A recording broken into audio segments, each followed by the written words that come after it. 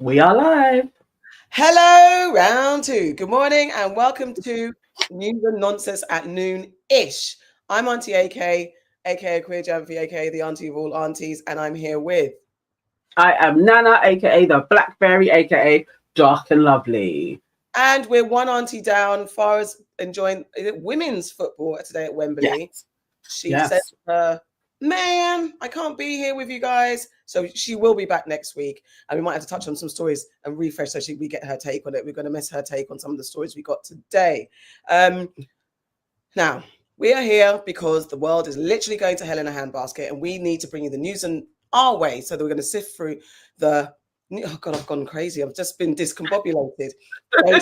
All the news and nonsense of the day. We're here to give you our take on it. We're here to help you separate the wheat from the chaff, sack from the crap, what you need to know from what you don't need to know. But before we get into it, Nana, what do they need to do? Please, guys, you need to book the like button on entry. You also need to share this link with like-minded people. Like, put it in your group chats, let people know this is take two, we're back out here, so that they know where to go to be joined in the family, and you can sign up to our YouTube family. It's just $1.99 to support us and $4.99 to be a member of the family. That gives you access to our WhatsApp group and also extra episodes every week as well, just for you guys, and you have access to us. So thank you so much for everybody else that was waiting around. We definitely were trying out a new piece of software, and for some reason it doesn't like my computer or anything. Yeah. So it's such a shame though. It's such a good piece of software. So I'm going to try and work it out. We'll figure it out. We'll sort it out. Guys, I've got to give you the disclaimer because there's a lot going on in these streets and we don't want you lot to get in trouble or us to get in trouble. So these are just our opinions. We are not experts. This is the Ultimate Aunties WhatsApp group. If you want actuals and factuals, ask TLC, Google, or phone a friend. Any links we share with you are for you to go off and do your own damn research. And especially when we get into some of the stories that have legality around it, we are not experts. We're definitely not lawyers. I have not seen a bar apart from in a club or a pub. I have not passed the bar. Nana has not passed the bar. And Auntie Farah has not passed the bar. We are just sharing our opinions. Nothing we say can even sway legal opinion or in any way, shape, or form. So I beg you, this is us getting public, not information, and bringing it back in our way. Just want to make that super clear. I'm going to probably be saying that throughout the show. Let's check who's in the chat. Okay, who's in the chat? Okay, I think Yvonne was first in the last one as well. So welcome, Yvonne. And Yvonne, thank you so much, Yvonne, as well, for just holding it down for us all the time. Ria is in the house. C is in the house. Stephen A is with us. Little Rock is in the house as well. Sora is in the house. Where we go, the Body Gang is in the house. Body, I've been missing you. I swear I haven't seen you this week. Like, let us know how you are. Cher is in the house as well. Christian Jane is in the house as well. She said, so we got the yelling computer fan fixed. Thank you. Bernard, the actress, is in the house. Tiffany Morgan is in the house. Ashes to Ashes, I'm in the house. Pataki Photos is in the house as well. Is that for me? It's in the house. Hey, people, please bring the people down. And Ashes is saying she just ran back from Sade's. Oh, was you watching the vlog? Thank you guys. And remember, Sade does have a weekly vlog that comes out on Sundays as well. So go to her channel and watch that as well. Watch it, Sade in the mix. All right, guys, listen. A lot. Okay. Lots going on, right? And a lot of celebs are in trouble legally. We don't know what's going on in this world, but it's Hollywood. I don't know what the word is. It's Hollywood because it crosses Hollywood. We just use it for all the celebrities. But Chris Brown and Chris has done acting, so he's part of Hollywood. Anyway, first up, Chris Brown has been charged with GBH over a London nightclub attack. So US singer Chris Brown has been charged with grievous bodily harm with intent after allegedly attacking music producer Abraham Diao with a bottle at a London nightclub. Fellow rapper Hood Baby, real name Omololu Akinlolu has also been charged in connection with the incident, which took place at Tape nightclub in February 2023. Now, I don't laugh at my pronunciation. You literally went, "No, no, no, no, no, no." That hold up. That was racist. At best, right? Let me set this up and talk amongst yourselves while I get the video up. Okay. All right. So it's out here in the Reddit streets that there obviously it was in a club. There seems to have been, I don't know if there was lots of eyewitnesses, but there definitely does seem to be quite a few different angles for CCTV and some eyewitness reports that Chris Brown absolutely did actions. So I can't see how with the way how our legal system goes, he's probably going to do a little bit of time. You're on mute. Let's press play on the news story. Chris Brown has been arrested over a bottle attack at a London nightclub. Met Police detectives detained the singer at the five-star Lowry Hotel in Manchester after he flew into the city's airport on a private jet over the weekend. Brown was held on suspicion of causing grievous bodily harm to music producer Abe Diao at Trendy Tape nightclub in Mayfair, central London in February 2023. After becoming aware of Brown's presence in the UK, the Sun asked police whether Brown was under arrest. Met detectives then travelled to Manchester, where they arrested Brown at his hotel. He was taken into custody and is thought to have been taken to a local police station for questioning. The Met confirmed a 36-year-old man was arrested shortly after 2 a.m. on Thursday, the 15th of May, on suspicion of grievous bodily harm. And the arrest relates to an incident at a venue in Hanover Square on 19th February 2023. Music producer Diao alleges R&B star Brown launched an unprovoked attack on him at around 3 a.m. while the star and his entourage were at a Dirty Martini club night held at Trendy Tape nightclub. He claims Brown smashed him over the head with a bottle and then punched and kicked him as he lay on the floor. The producer told The Sun on Sunday, "He hit me over the head 2 or 3 times. My knee collapsed as well." Mr. Diao had to be taken to hospital, needing crutches to walk when he was discharged. The alleged attack occurred while songwriter Brown was on a worldwide tour and playing in the UK. Brown is due to perform on 10 more dates in Britain next month, but the tour could be thrown into chaos by the police investigation. What a silly, silly move. This is sad. You're on mute. So I was going to say, first of all, not to distract from the story, but I need newsreaders, presenters to give vim to the story. You don't have to be sensationalist, but his monotone was like, you're making them quite an interesting story sound like. And yeah, I'd like to. Anyway. I hate that tone now. I hate that newsreader, and what he was doing was It's not newsreader because you can. Boring. You can. It's just like the monotone. There's a way of doing it, and I'm coming from the old school. Let's get a bit more, please. Anyway, so Abraham about the producer. Abraham Diao is a prominent nightlife figure and music producer based in Florence, Italy. This is the alleged victim. He manages PR for clubs and runs a label called One God Music. Diao alleges Brown attacked him with a Don Julio tequila bottle and stamped on him. Diao is suing for $16 million. Brown faces up to 16 years in prison if convicted. What's your thoughts, gang, about this? You know what the thing is, though? It's like very few people get 16 years for GBH unless like the person has a disability from it. So he probably ain't going to get close to that. But there being so many witnesses and him actually going to hospital as well, that's one of those 2-3 year jobbies. Unless he can somehow, because there was another person, the Lolo guy, that was also arrested. Unless he takes all of the heat, like absolutely, you didn't see Chris do anything. I did it all. I mean, that's the only way I can see Chris getting away with this. But they didn't give him bail. They kept him in for a whole month as well. That suggests you're probably going to do some time over here. That probably is crazy. And like he's got his tour about to start. That is crazy. Yeah. And again, we don't know what caused the disturbance, and it's still all alleged. The only thing that we have here is that there's very clearly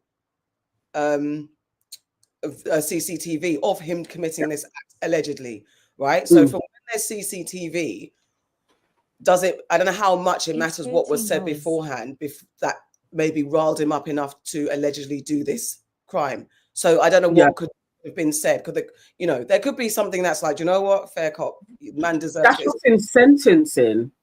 Yeah, that would be taken into consideration. But a crime is being committed.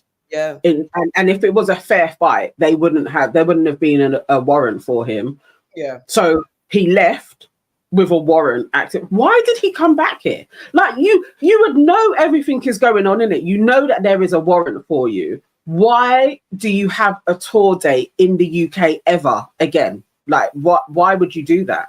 This is the arrogance possibly of whether himself or the team, or ignorance, as I say, because your team needs to be absolutely on point. This is what's happening when you've got to, I don't know Chris's team. I don't know who's around him, who looks after him, and what the hierarchy is. But someone needs to do their due diligence. And maybe they'll understand that Manchester, though it's not London, it is still the UK. Because there could be an ignorance, because, you know, like from, and maybe they don't understand, not like state to state, where different states have different laws. They might have applied American rules and guidelines to the UK. Manchester is London, mate. Like, maybe not geographically, but when it comes to the law, we have one law. We don't have individual towns with individual governances. The government applies to everything. So maybe that's a misunderstanding, but that's still not good enough. Someone shouldn't have misunderstood. And we're in 2025. Can we stop thinking that America is the only place that does anything, that does everything? We don't follow America apart from culture. I'll give you that. But generally, actual laws and stuff, we are different. Every country in the world is different. It's crazy to think you could fly in on a private jet.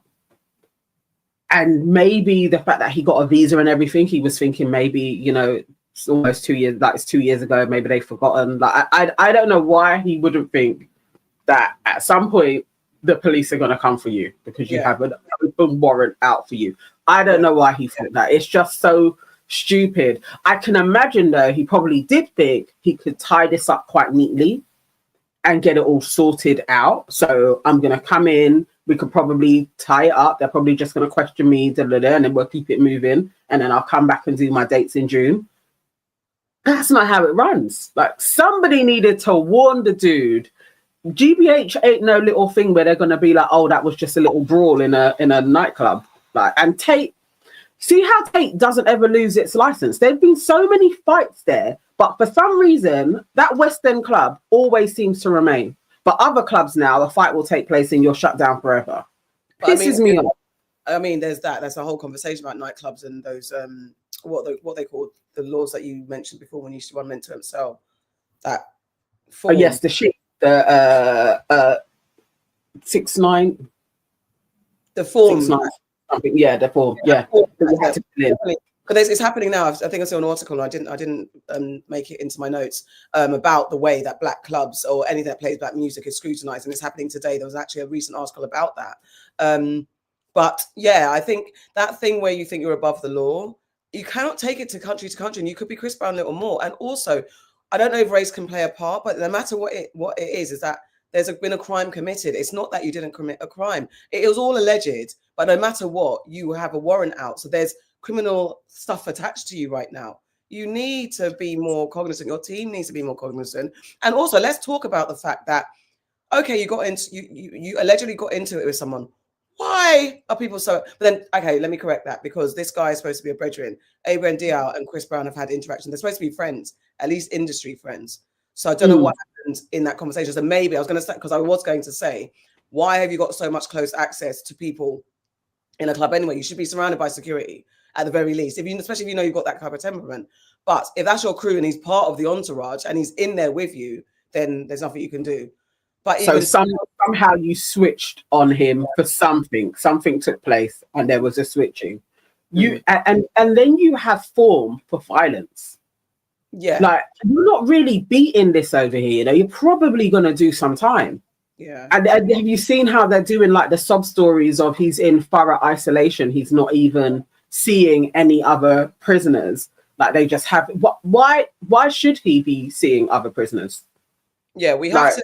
we have to reassess what we do. I mean, we're being shown so from Cosby, Weinstein, Diddy, Chris Brown, so all the people who we've held up, and in whatever capacity, whether it's just that you absolutely love their music, we love them as people, what we don't know, we need to really stop this. And they themselves need to stop thinking they're absolutely above the law and they're gods. And I don't blame them for that feeling, because who knows what it's like to feel that level of euphoria and knowing that everyone knows who you are and people just are yes people. I've not had that luxury of feeling that, or I wouldn't say luxury. I don't know how intoxicating that can be. But I know just on people saying, oh my God, love the aunties. Oh my God, love the work you do with British Blacklist. It makes you feel nice because people are complimenting you. So imagine that having a grand scale wherever you go. But there has to be something that anchors you to reality. Like, it's important. And we as the people admiring their work need to find a way. And I don't know how you do it. I just don't know how you do it. I don't know how you manage that, because at some point it's not anyone's fault. But this is when you get out of control. It is, because what is he, 36? That was surprising, actually. 36 years old now. This is from teens that we have been hearing of you. Somebody else just said, Cher just said he enjoys it. Didn't he beat up Frank Ocean? Is that true? Allegedly. Did he allegedly beat up Frank Ocean? Was it verified? I feel like I remember hearing. Didn't actually come out and be like, he could never have beaten me up. But there seems to have been a ruckus that took place between him and. So let me clarify that then. In 2013, Chris Brown and Frank Ocean were involved in a physical altercation at a Los Angeles recording studio, stemming from a dispute over a parking spot. While initial reports suggested the fight was over a parking space, other sources indicate that the incident escalated after Brown attempted to shake Ocean's hand, leading to a brawl involving their entourages. Ocean later claimed he was injured, and Brown's lawyer initially denied the seriousness of the incident. Continue talking amongst yourselves. I'll see if there was a verdict or anything went to court. Always the way with this guy. No, okay. For the Rihanna thing, didn't he go through therapy anyway? Wasn't that a part of his probation? It's like he had to get anger management. Then you had Karrueche saying that he threw her about allegedly as well a couple of times. Again, he's begging for her forgiveness on stuff. It's like you've got a problem. You should have a team around you though that makes sure in a public space with CCTV, there are no cameras getting you on a brawl. Like there should be no way that we should be hearing about this. There shouldn't be evidence. Chris should have scarpered. Whoever is going to fight the guy, they fight them. But Chris Brown shouldn't be there. He stands to lose millions for this. And he may actually owe the venues back. Like he may have to pay them for their loss in revenue as well. This is crazy. So his freedom is one thing, but if he even gets out, he's just going to have bare money owing all over the place. Yeah, I mean, look, so let me just finish. Chris Brown and Frank Ocean did not go to court. Incident did not go to court. Frank Ocean initially stated he was desirous of prosecution. I wonder if it's in quote marks, and it's a quick Google overview, so I don't know if this is like fact, but apparently it says in quotes, he was desirous of prosecution. However, he ultimately decided not to press criminal charges against Chris Brown. A civil lawsuit was filed by Ocean's cousin, Shakir Duarte. This lawsuit was later settled for less than $20,000. The incident happened in January 2013. So that's where that went. And I think with Chris Brown, because I've spent many a time, I should say, defending Chris Brown, especially when in the height of the Rihanna and him situation, because not defending as in not absolving him of what he did, but of the fact that he was very, very, very young. And again, that intoxication of being famous, and then you're in this high profile relationship, and whatever the case, there has been conversation that Rihanna was also giving as good as she got, but she came out the worst because she had the physical evidence. I'm not going to get into that. I don't think that's ever really been verified by either side. I don't believe that actually Rihanna was the aggressor, but there has been lots of conversation about what happened between that fight. Whatever the case is, I think he came from a background of domestic violence. I think initially he had a troubled background, a troubled home upbringing. And I do think we, the people and the media, vilified and encouraged the monstrous behavior, I would think. I think the media at the point of this young boy making a horrible mistake vilified him to a point that was a lot more heinous than possibly and we couldn't bring race into it, other white counterparts have done something similar, but maybe not publicized in the same way. it seemed like the media and society really dogpiled on this young black boy for making this horrible mistake. So in that respect, I feel like there were times when I was like, nah, we're not giving this boy some grace. And how can he improve where everywhere he goes, he's just called a monster and treated to say he murdered somebody. And I felt like it was very biased towards him. However, there comes a point when there's only so much that you can use that as an excuse or hide behind that. There has to be a point where you come and stand on your own 2 feet. And also, in all that I've said, we don't know if actually this was his character anyway. We actually don't know whether or not this was going to be him, regardless of what happened. We don't know.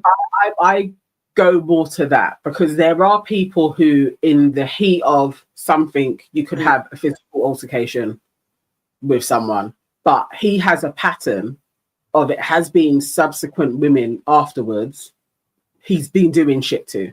So that to me that was just one that she was brave enough to even share those pictures, because somebody else, like as we've seen with a Cassie, can just weather those knots on her head and put on makeup and carry on being with this dude. And if you think of all the pressure that she was under from all of the other people, Diddy included, flipping Jay-Z also was complicit in that, like get back with him and doing talks. There was so much pressure for her to forgive him. I didn't have sympathy. Yes, I do believe that the media really did go after him, but I felt like they went after him because they hadn't been able to get another person on domestic violence. And you know it's going on. You know that they are knocking about women, and it was just like, this one, because she posted pictures. But he hasn't redeemed himself ever. So I believe this is his character. And I don't think it's in relation to the backlash, because some people do lose their careers in its entirety. He didn't. He had years kind of out in the wilderness, but he's back on top. And then each time you get back on top, you do something stupid to crash your life. But it's not just your life. What about all of the dancers, all of the crew that was involved in this tour? That is a lot of money and people's time gone to waste because you can't keep your hands to yourself. Yeah. He's an idiot. Looking at, should we get some, let me do Chris Brown's, let me do Karrueche's hand, what happened, and then let's get some comments. So just as an article from the BBC in 22nd of February 2017, Chris Brown has been ordered to stay away from his ex-girlfriend after she claims he threatened to kill her. Karrueche Tran has been granted a temporary restraining order against the singer, saying he also repeatedly threatened her in text since December. The 28-year-old model has accused the singer, at the time 27, at the time 28, Chris Brown at the time was 27, of hitting her in the stomach and pushing her down the stairs, but says she didn't report him to the police. The pair dated in 2015, but split up after a few months. Court papers say he told a few people that he was going to kill me. He said if no one else can have me, he's going to take me out. I have text messages from December 2016 to January 2017 where he's made several threats, including beating me up and making my life hell. The court order, which was issued on Friday at that time, also calls for Chris Brown to hand over any firearms he has until a hearing on the restraining order in March. And he's been in and out of court since pleading guilty to an attack on Rihanna in 2009. And was that 2017 that she put this through? The restraining order. So then June, I'm going to go to another article. Let me show it. So you're not just seeing my face reading it. Share screen. Here we go. So this is from People magazine, published on the 15th of June, 2017. Let me close this ad. A judge on Thursday granted model Karrueche Tran a restraining order against Chris Singer and ex-boyfriend Chris Brown for the next 5 years. Tran testified in court on Thursday, telling a judge that, oh, God, I don't know what happened. Okay, hold on. I can't, sorry. Restraining order against Singer and ex-boyfriend. She said that Chris Brown demanded she return diamond rings he had gifted to her, to which she refused. He became aggressive after that.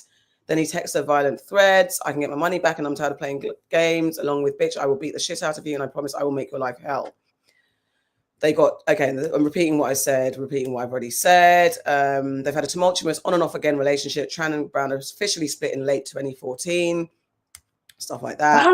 That's a whole 3 years later, the dude was still troubling her. And actually, it's longer than that, because he still will comment on if somebody posts her, like on the shade shade room or something, he will be so he is relentless. He deserves to do some time.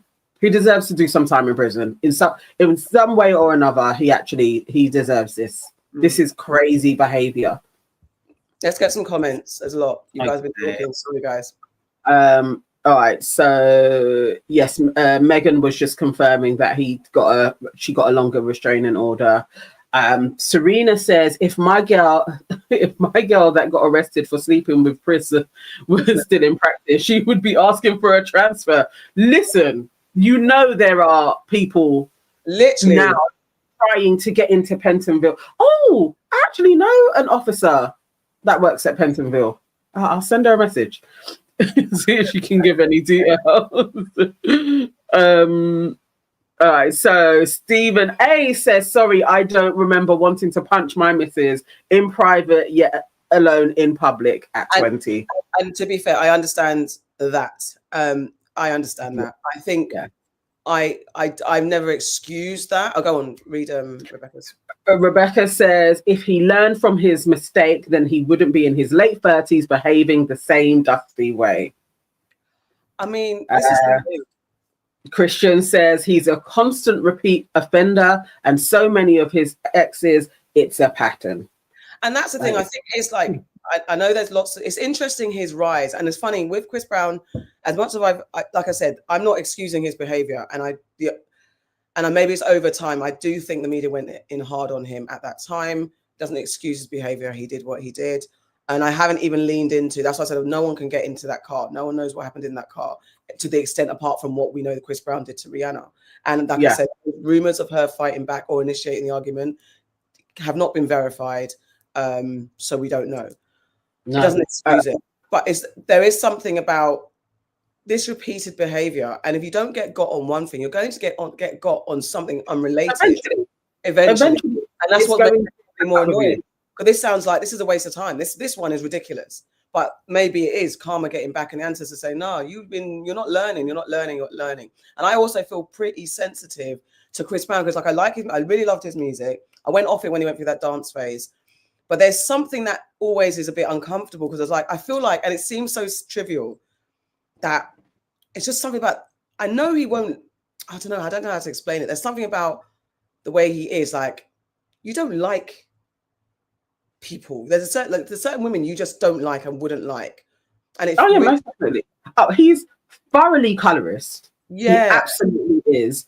I think it's more like, I understand what you're saying. There's something about him. I always want him to be better.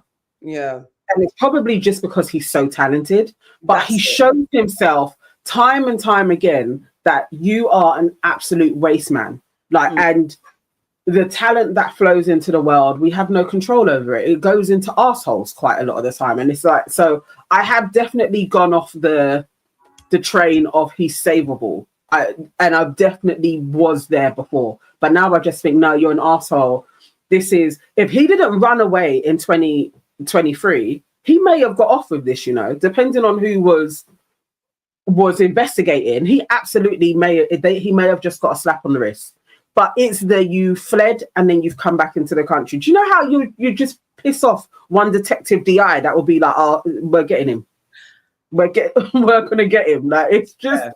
It's stupid. But Christian James says, AK and Nana, are either of y'all going to visit him? Maybe encourage him to still do his show from the jailhouse and let him know we don't want him back in America. Listen. And listen. It's a weird one. And I actually was saying about that because this is the thing, this is where race can come into it, where it's that one official can be like, I fucking hate you. It could also be what you did to that Rihanna. I'm going to get you. It could be a witch hunt. It could be, but no matter if you don't have evidence, at least we can be like free Chris Brown with abandon. We can like no, send him, no, get him out. But when there's actual material stuff to deal with, it's hard to even argue. I can't wear a free Chris Brown t-shirt. I can't. But you've got tickets. What are you guys planning to do? I have no idea. Just not out. I'm not as invested. Because the thing is, I love a concert and I love a performer. I'm going to 2 concerts that I'm a bit like Chris Brown and Beyonce. And Beyonce, because I really am not a fan of this album, but I haven't listened to it since me and you skimmed through it in Ghana. Yeah. I tried in London, and I haven't really felt a connection to it. I do need to listen to it because the concert's coming up. So Beyonce is a phenomenal performer. Chris Brown, Yeah. we went to Ireland to see him many years ago, and but to be fair, do you know what? That concert, we were quite far back, and it was okay. I know he's a brilliant performer. He's got a few more songs that I've started to get into my head that, okay, I wouldn't mind seeing Chris Brown perform. So, sorry. Oh. Big fly that just came in from nowhere. Oh, okay. So, but I also, if it gets cancelled, I'm going to be less emotional about it. I'm not bothered. I'm like, I'll get my money back, and it is what it is. The ticket that I'm holding on to dear with tight fists is my Kendrick tickets, and I pray to God Kendrick does nothing. Oh, I've gone. You've kicked me out. There we go. Whatever you did, kick me out of the chat. Kick me out of view. Now you've kicked yourself out of view. What is that? That's so strange. She keeps coming in and out. But anyway, but yes. So let's get some comments while Nana is fixing her life. I don't know whatever. Let's go. Where we at? Christian Jane says those Google and AI overviews will lead you astray. Is it lots of fake stuff? Okay. I am just going by that for quick responses. I'll double check. DV isn't a mistake, says share. That's absolutely right. Yes, we're going back. Jordan Parker 65 says there is no excuse for violence. Child stars and their trauma is a tale as old as time. Thousands of cautionary tales already exist. And we say this all the time, that there's so much evidence out there of the steps not to take, the paths not to take. But I do believe it's difficult when you're caught up in the mix of it. I'm not making excuses. I'm just saying there's a reality to the reason why we don't ever eradicate abusive, addictive behavior once someone becomes famous. Are you okay? Did you go and fight? Yes, yeah. I think I got it out. And then Cher says, didn't he defend Tory Lanez? Also, I mean, he did. There's a lot of the day before. Yeah, he recently came out and says free Tory Lanez. And there's a community of men in the industry that will ride or die for each other regardless of what they do. And that's a big, huge problem when it comes to accountability and holding the mandem accountable. When Offset was cheating on Cardi, you had big elders saying, nah, forgive him, stay with him. And it's like, what are you encouraging? And the people that are around Cassie, who allegedly knew what was going on, from Diddy's alleged team that knew what was going on, to helping him enforce his control over her. Again, what are you guys doing? What are you lot saying? Just for the sake of what? I don't get it. I don't get what this is, where you all have to do like joint enterprise community. I don't get it. It's actually the weirdest. It does feel like some type of a karma that he would be saying, free Tory, come here and get arrested. Close door. Like, it's just it doesn't even make sense that there is this whole thing for Tory Lanez as well at this moment in time. Like, I'm not really, I'm not for it. And this new evidence apparently that has surfaced, it's all a bit weird. It's all mad. Diana Pehe says it's crazy how people are more concerned about going to see a concert rather than acknowledging someone was severely assaulted. What will it take? What will it take for someone to actually die? That's the thing. Like I said, if my tickets go, I'm like, it is what it is. You shouldn't have done it.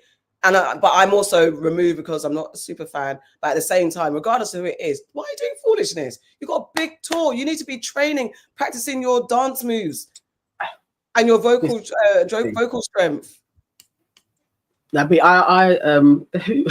Erin come in saying free Breezy? This is the thing, because neither of us are fans of his. This is why we needed Farah. We will come back and discuss this next week, because she is a fan. And I would have liked her take on this with the evidence that they say that they have on him. Like, all of that. Yeah. Rebecca Cooke says, James Brown was so talented, but he was horrid to women and he had his stint in jail. Chris Brown shouldn't get a pass either. I mean, I'm a huge James Brown fan. And thankfully, I didn't grow up in his era in that way to then have to be morally kind of corrupt by listening, because I'd love a James Brown. But yeah, man was busting up. Listen, the old heads have got stories.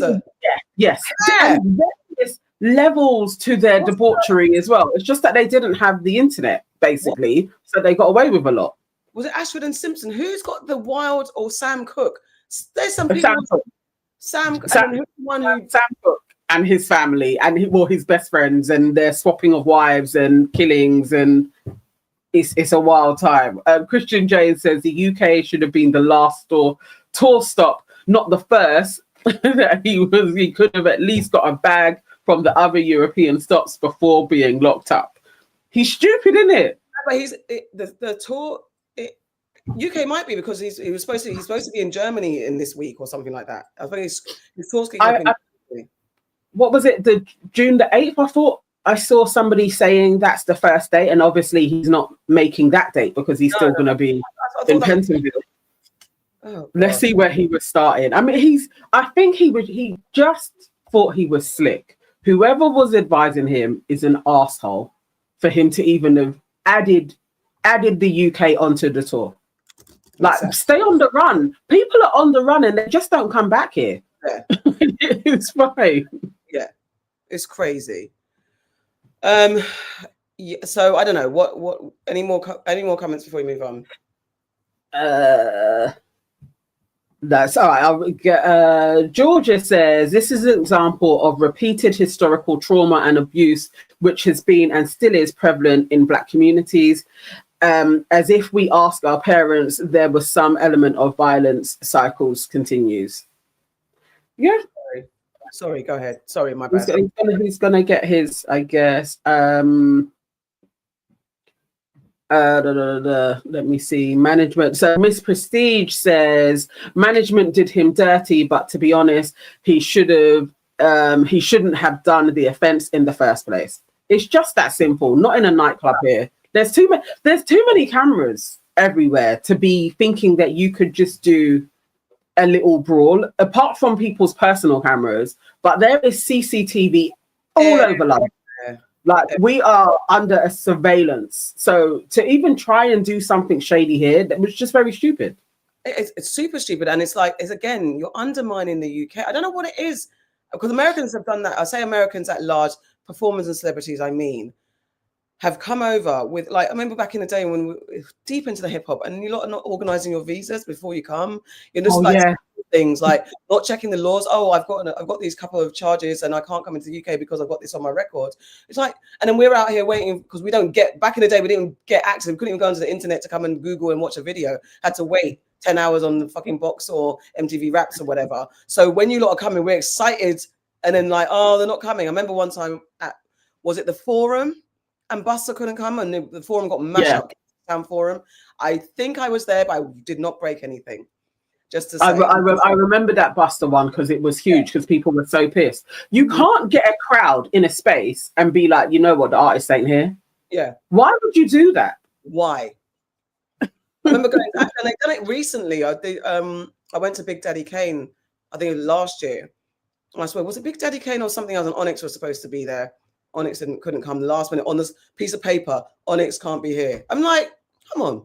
It wasn't Big Daddy Ken. I don't think it was. I can't remember. But anyway, it's just annoying. It's that not respecting the laws of other countries and thinking that UK is just a place to piss on. It's not small. Stephen A says, what I think it is they don't fully appreciate the level of surveillance here in the UK. Back in the States, they could do a little brawl and it wouldn't be rumored. It would be rumored, but not recorded. Precisely. I thought, and definitely not in a West End club. Like, that's It's not happening. And it was, what's it called, a Dirty Martini event. No disrespect, but Dirty Martini, I don't know what the hell that is. I guess it's a drink, but it's a Black event. No, you don't know the clubs. You know the club, Dirty Martini? No. Oh, okay. All right. So there's bars. It's a bar chain. Dirty Martini. Yeah, they're all over the place. So it was probably, if anything, a bit more of a press night than a club night. So he was probably there. It probably was more industry people, which makes it even worse. It's just so stupid. So.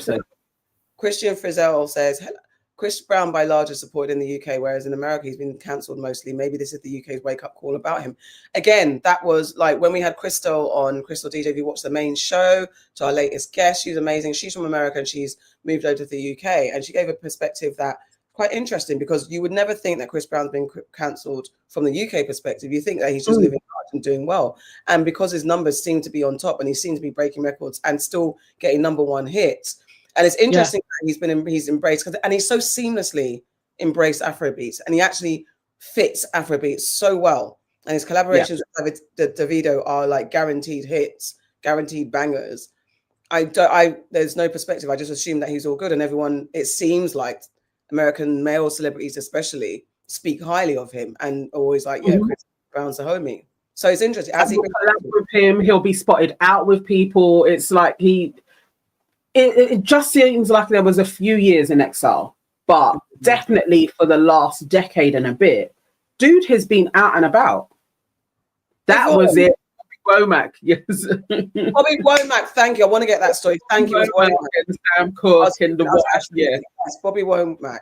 Gosh. But anyway, Yvonne, I'm so sorry. I got tickets for Beres Hammond and they were cancelled whilst we were in the O2 Arena buying our drinks. I'd dash my drink. No, come on. Do you know how many people would have travelled from all? It's not okay to do that to folks. It's not okay. It's not okay. I'm going to get the Sam Cooke and Bobby Womack story together for those of you who don't know, because that's a wild thing. So this is, again, the Google AI overview that, so I can't remember who said it, don't get taken in by them. But anyway, Bobby Womack's career. So Bobby Womack is an old school singer. Let's go to who Bobby Womack. Okay, let me do that afterwards. Bobby Womack's career was significantly influenced by Sam Cooke. Womack's group, the Valentinos, was signed to Cooke's record label SAR Records, and they toured and recorded with Cooke's band. After Cooke's death, Womack faced controversy when he married Cooke's widow, Barbara Cooke, and their relationship was further complicated by an affair with Cooke's daughter, Linda. Bobby Womack is an asshole. Let me see. I wish there was a video. That is truly gross. Like, no, that's crazy. That's crazy. I remember one time, was it on the show that we went through this? Maybe when we was in our 4 squares. And I was like, this is the wildest. Have we talked about it before? Yeah, we have. Oh, I didn't know that. Okay. Let's see. Excuse me, just the first one I found. Bobby Womack's talent was undeniable, but his life... Oh, no, not spoiler alert. They'll take it off. What? They do a copyright straight away. Yeah, we went to spoiler alert, I think, not too long ago. Urban TV. So let me get into the story of how Bobby Womack did his best friend Sam Cooke. But first, y'all, let me give you a little background. When Bobby Womack and his brothers were younger, they were in a group called the Womack Brothers. So they ended up meeting Sam Cooke, who was already known in the industry, when their dad arranged for them to open up for the Soul Stirrers, which was Sam Cooke's band. So that's how they would become known, and they actually were set up by Sam to do tours all over the country. Sam also convinced the band to change from gospel to secular music, and he also convinced them to change their name to the Valentinos, and he also signed them to his label, which helped them gain even more fame. So this is how much Sam Cooke helped out Bobby and his brothers and helped put them on. And the crazy thing about all this is that out of all the brothers, Sam and Bobby had the best relationship, especially since Bobby was like Sam's protege.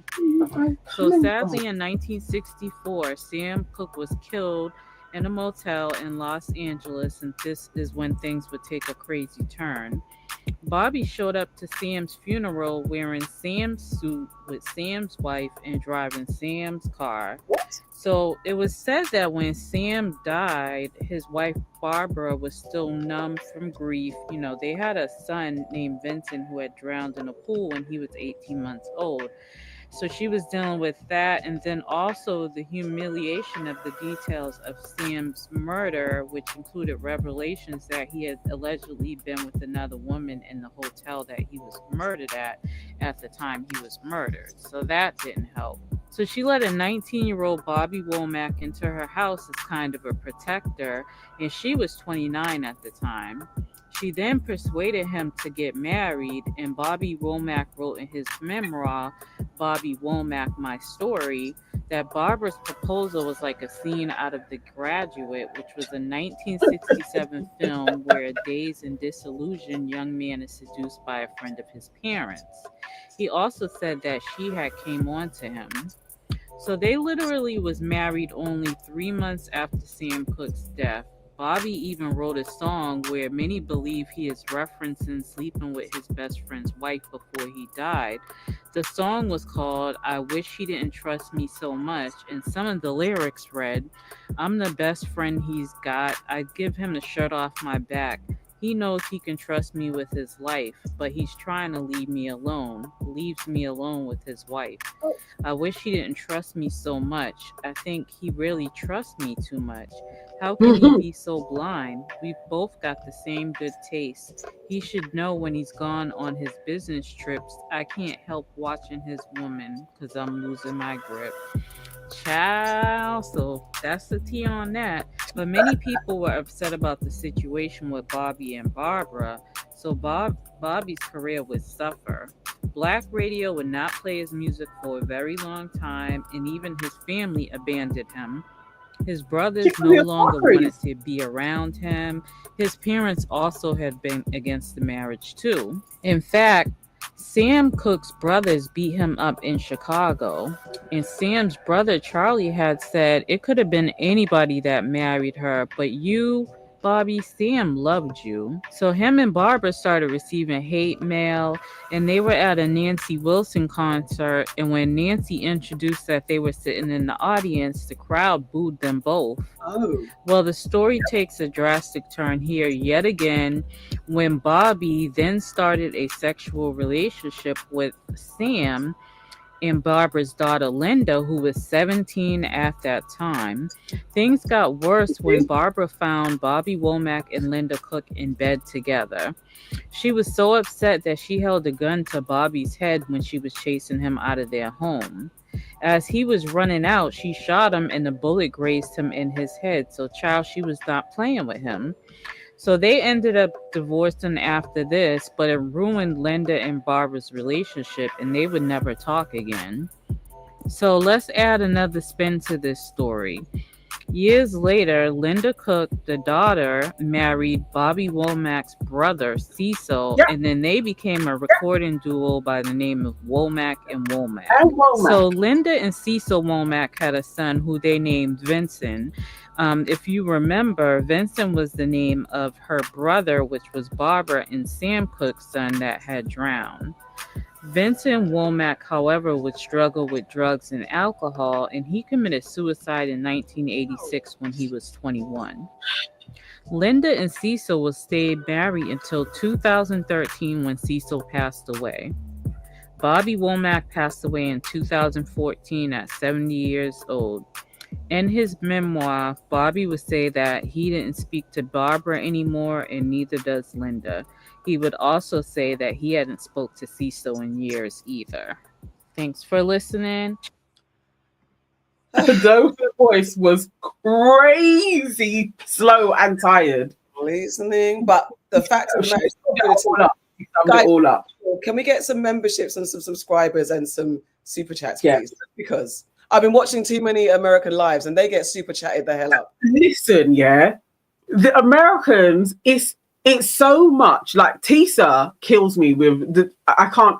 It's been hard watching Tisa because every second she's like, "Thank you for the super chat. Thank you for the super chat. Oh my God, we got a new member." It's a lot. I want her to just tell the story. But guys, you lot are in here, and if we're lucky, if you give us a $5.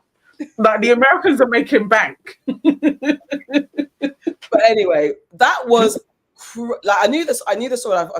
I'm sorry, Ashford and Simpson. I knew it was a Womack and Womack or something and something. Sorry, Ashford and Simpson. But hold on a minute. Hold on a cotton picking minute. That is a lot going on. And this is R&B. You're supposed to be singing do up, do up, do up, do up. But you're out here being crazy. No, Bobby is an absolute fuckeries dude. It's one thing to be with the wife. Yeah. It's another thing to skip to the daughter. That's really wild. Okay. Oh, buddy.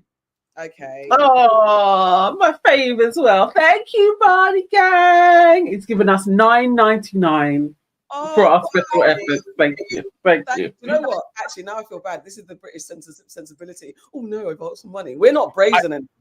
Do you know what I mean? No. Thank you so much. Oh! you. Thank you, Ashes to Ashes. I am shocked.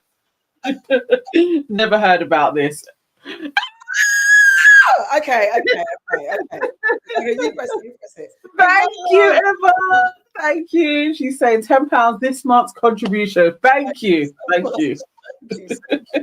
Thank you, guys. I've got to get over my shame and embarrassment of asking. But thank you so much, guys. We really appreciate. Like, this goes towards us continuing to do this. That's the point. It's not, But thank you. And yes, Shukr, Ashes to Ashes. Honestly, I heard the story, but I misrepresented the group that it was. It's wild out here. What the hell? And thank you, sister. Fire from the Sun says, I love the hair. Thank you. I got my twist back. I'm twisting for a bit, for as long as I feel like. Yeah. But yeah, it is crazy. Trying to find us to put the link in. Yes, it's very, very crazy. Sister in the oranges, get out of here, please. Can you donate to your sister? That's fine, please. Sister in the oranges, fine. Some man's creeping in the comments, Nans. Oh, is that another £10? Sister.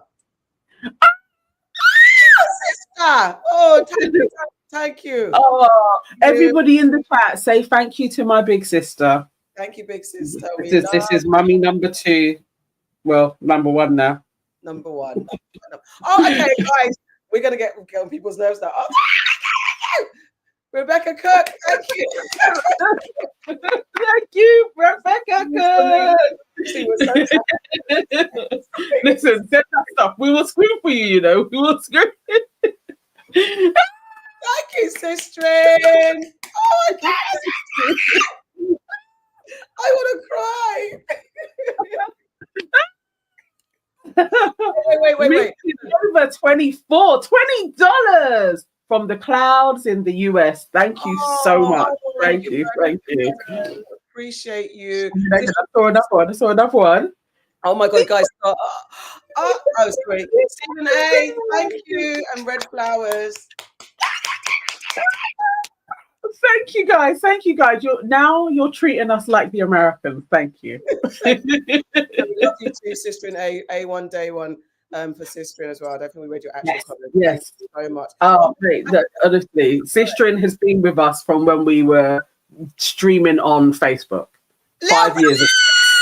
Hi, aunties, and you shall receive. We appreciate you. Thank you so much, guys. Thank you. It's all the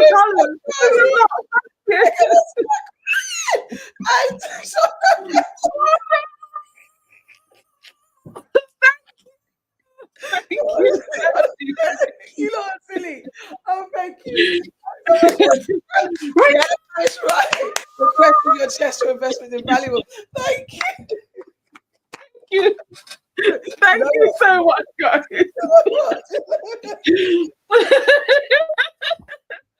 No, I'm not built for this. I need to be a bit more of a diva. Thank you. Thank you, guys. Oh my God. We may actually reach my target for the month with all of that. Thank you so much, guys. Oh. Thank you, Rebecca. Yes, on this Lord Sunday you shall receive. Bless you guys. Oh my God. I actually feel Judy. Love you, lady. Thank you, Judy.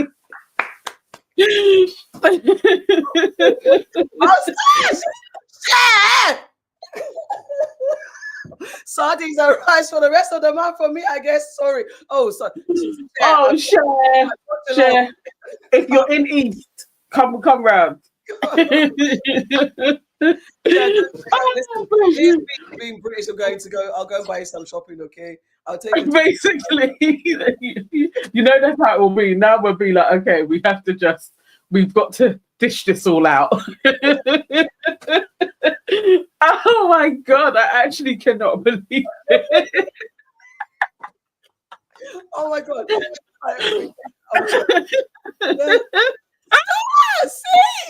I appreciate you, auntie. Road to 10K songs. Oh my God. Oh, thank you. Look. It's all going to come off.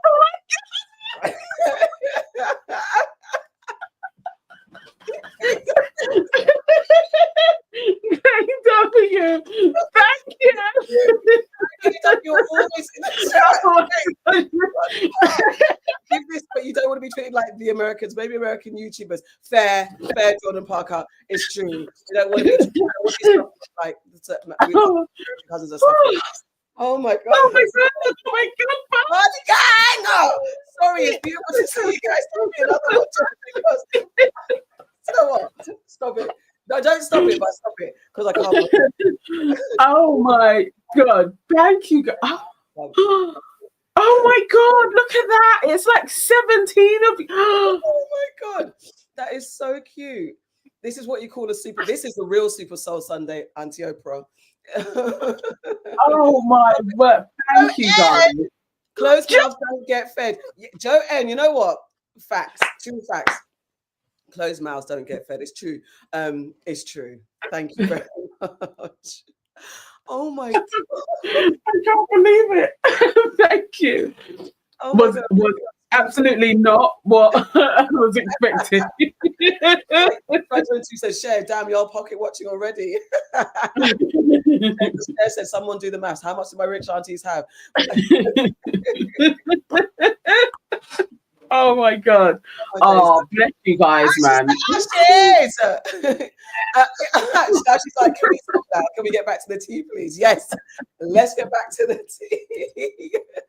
Oh, and Kim Ola is a new member. Welcome to the family. All right. Welcome, Kim. Welcome. Oh, look at this thing. The amazing community you've built, aunties. Thank you so much. Oh my god, you guys have really blessed us. Thank you. Thank you. And yes, Kim, welcome to the family. In the community tab, I will read up the link to join us in our group as well. Oh my God, bless you guys. Thank you. Let me add some money into the pot. Africa analyzed. Naira Ghana representing. Yeah. Look. Thank you guys, man. Oh, bless you guys. Bless you. Cute. You lot are crazy, but amazing. I love it. Oh my God, my whole eye makeup. Golly. Thank you. Okay. No, honestly, you guys don't even know. This really, really does mean a lot. It means a lot that you blessed us on this Sunday after the week that the world has been through. All right, now let's get into this this week.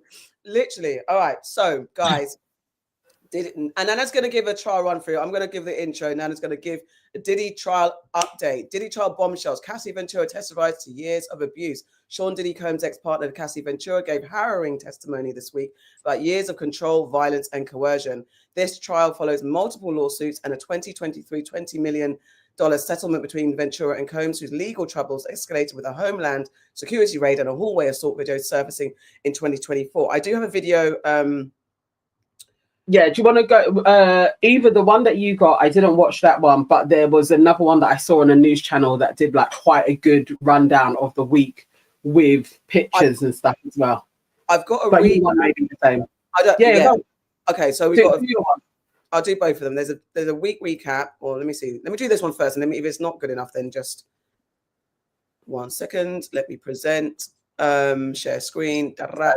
Just let everybody know for the week I have been fully watching this surprise witness, and she's been going through the tweets. I've been reading the tweets myself as well, and then the New York Times, they have done some really good summaries. So I have been fully immersed in the world of this trial every single day, and it's I'm sure I have to have a spiritual bath.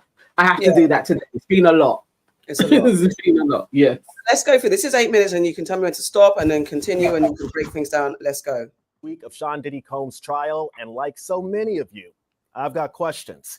Here to break down what happened in the courtroom this week is entertainment lawyer, former litigator, and legal correspondent Lisa Bonner. Lisa, how you doing, my friend? I am well, Carlos. How are you? I am doing well. Needless to say, it's been an explosive week for Diddy's trial. Cassie testified, and we got a real glimpse into their very dark and violent world she was living in from her mouth. But she's not on trial. Diddy is. And there are too many headlines to keep up with, frankly. So before we dive in, remind us how Diddy got here. What are the charges that he's facing? The defendant is facing several charges. The defendant is facing a RICO charge. He is also facing the sex trafficking and the transportation of individuals for the purposes of prosecution. This was all framed under a RICO statute as well. So I think it's important, and we'll get into that and how that works. But that is the nutshell of the case. Well, tell me, how does that work?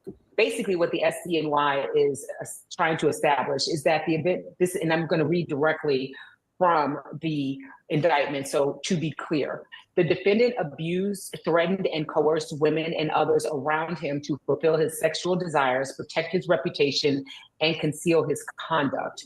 To do so, Combs relied on the employees, resources, and influences of the business empire that he led and controlled, creating a criminal enterprise whose members and associates engaged in and attempted to engage in, among other crimes, sex trafficking, forced labor, kidnapping, arson, bribery, and obstruction of justice. And they are bringing this through a RICO case. And the way the RICO case is generally brought is, I like to talk about a RICO like a funnel, right? A RICO, generally, you charge as many people as you can to get to the mob boss, the crime boss, the John Gotti's, if you will.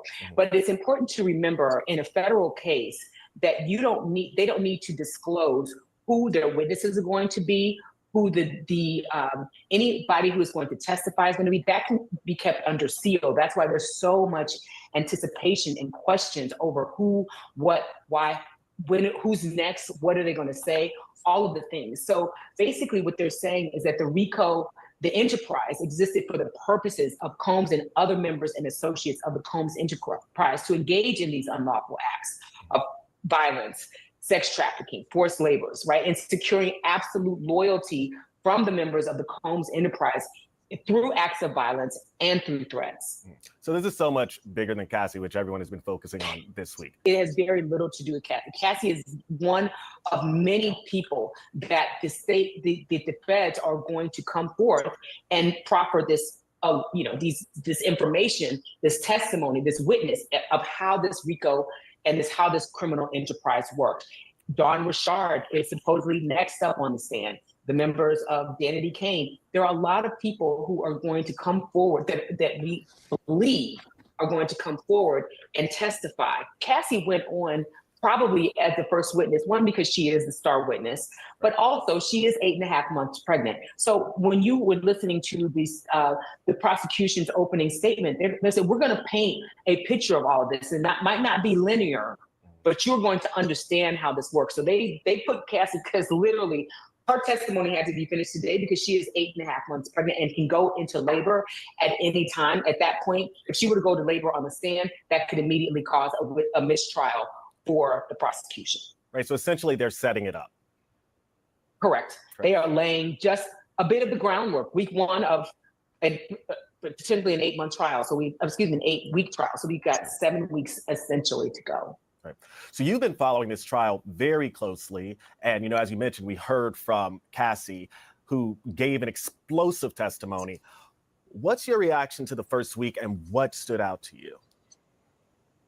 Well, what stood out to me was Cassie's very graphic testimony, which both of them acknowledged was, Diddy acknowledged in his people in his opening statement, his defense attorneys established that, listen, he was abusive, he was violent, but his violence don't amount to crimes. That's what they said in the opening statement. But in the prosecution, the other one is a bit better at breaking that down. What? Okay, which one? So it's the clip underneath it. Kind of goes through the video. Sorry, of the video. Yeah. Okay, one second. Yeah, it goes through day by day what was going on, so we can actually summarize the different forms of evidence that was given for the first week.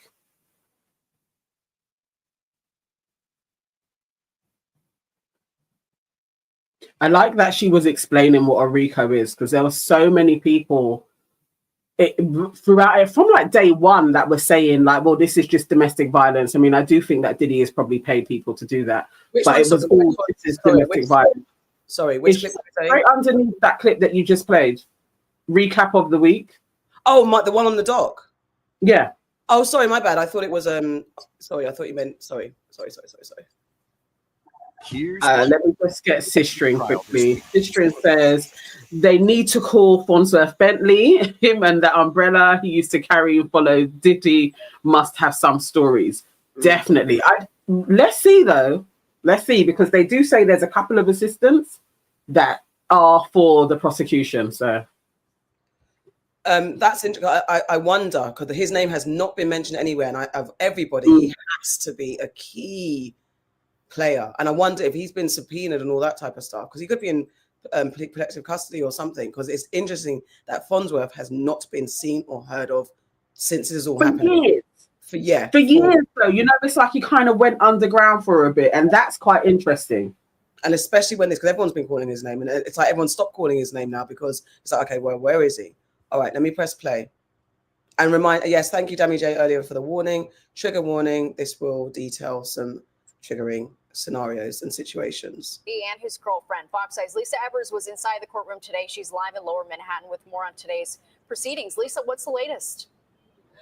Well, Natasha and Bianca, a big day here in federal court in the Sean Diddy Combs trial. It's the start of week 2. Things really kicked up into high gear. There were opening statements. A jury was impaneled. There was even explosive testimony from one witness. Now, the mother of Sean Diddy Combs and his kids left court today after a very rough day. They showed up to support him as his trial kicked into high gear. But some of the testimony was so disturbing that his 3 daughters walked out of the courtroom. Male strip show manager Daniel Phillip took the stand and testified that he was booked by Cassie Ventura to dance at what he thought was a bachelorette party, but it turned out to be only Cassie and Sean Diddy Combs in a hotel suite at the Gramercy Park Hotel. Phillip testified that he was paid several $1,000s to have baby oil massages and sex with Ventura while Combs watched from a corner and then pleasured himself. He said that was the first of many sex encounters in Manhattan at their residences and also at other hotels. Now, the first witness that testified and got on the stand was a security guard at the hotel where Cassie Ventura was beaten in that horrific video that pretty much everybody saw in Los Angeles in 2016. Now, he testified that he shielded her from Combs because Combs did not want her to leave the hotel after the attack, but he says he shielded her, helped her go back to the room, get her bag and her phone, and get her out of there. So a lot happened today, a lot more expected tomorrow, and we're also expecting to hear from Cassie Ventura on the witness stand sometime this week, probably sooner rather than later. That's the latest here from federal court. I'm Lisa Okay, Evers, just hold it there. So the guy that was on there, the sex worker, the one that would give evidence, when he was describing Diddy in the room. So even that, so you were there under false pretenses as well. I'm sure that must come under some type of crime in itself. But Diddy was in the room, in the corner, in a robe with a red bandana on and a baseball cap. Yeah, hiding his face. Hiding his face. But obviously his voice is there. So the guy knows I'm now doing shit with Diddy and Cassie. And apparently he had quite a few different types of free costs with them as well. He also, like, his testimony of what was going on in these rooms and how Diddy was like instructing everything, it literally sounded like they were on the set of a porno. Yes, and Diddy was the director, like getting his kicks off for something that he should have been able to do himself with a woman.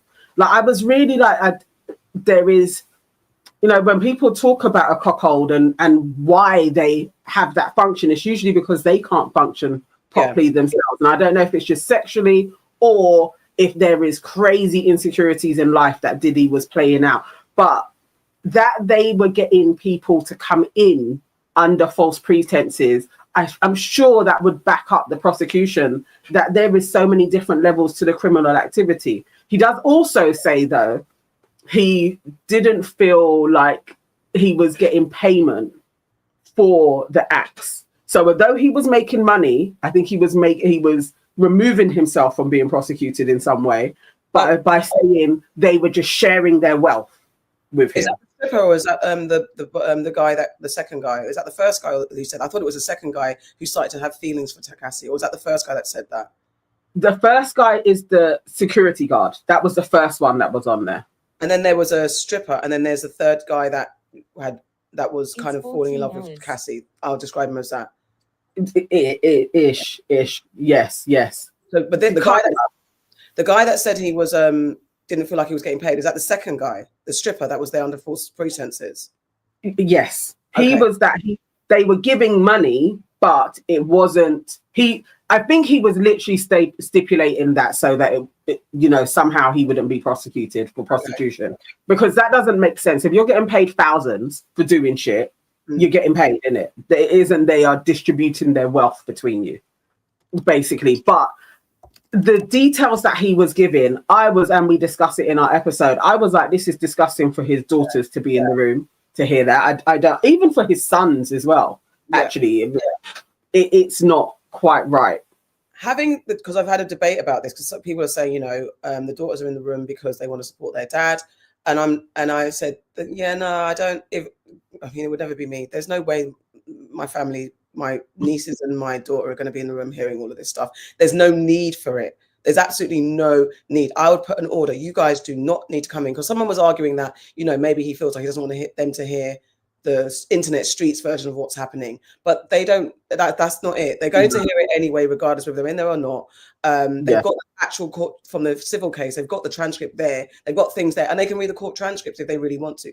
Being in the room and hearing this is wild to me. I can't see any other version of it being okay. I can't see. You wouldn't want them to hear this. Like, also, it's like it is going to influence their perspective on you. Like, it's just why would you want them to hear this evidence in any way? They're too young. The sons, I understand, they are big men, but I think for the girls who literally just turned 18 last year, this isn't. No, they don't need to know. You don't need to know the freaky shit, and your dad's an absolute freak. You don't need to hear that really from other people coming into a relationship. It's weird as hell. I think it's crazy. But let's go on to day 2. Well, dramatic day of testimony inside federal court in Lower Manhattan as Cassie, Sean Diddy Combs' ex-girlfriend, took the stand. The R&B singer candidly discussing the disturbing allegations leveled against the music mogul, including the freak-offs. Fox 8's Teresa Friolo is here to break it all down and what the star witness had to say, Teresa. Yeah, it's really shocking to hear that this is the first time we're actually hearing publicly from... Sorry, is Teresa pregnant too? Yes. yes. Can I also just say, the court artist, I know this is like a prolific, I think she's shit. Like, I think all of the pictures look so bad. I'm literally like, can they get another person in, please? Because she is probably one of the worst. Oh my God. I think I had this conversation. It was before we started the show. I literally said, when I was younger, I thought court artists were so good. Like, I really thought they captured people. But nowadays, and I don't know if it's being younger and misremembering, I thought court sketch artists were brilliant.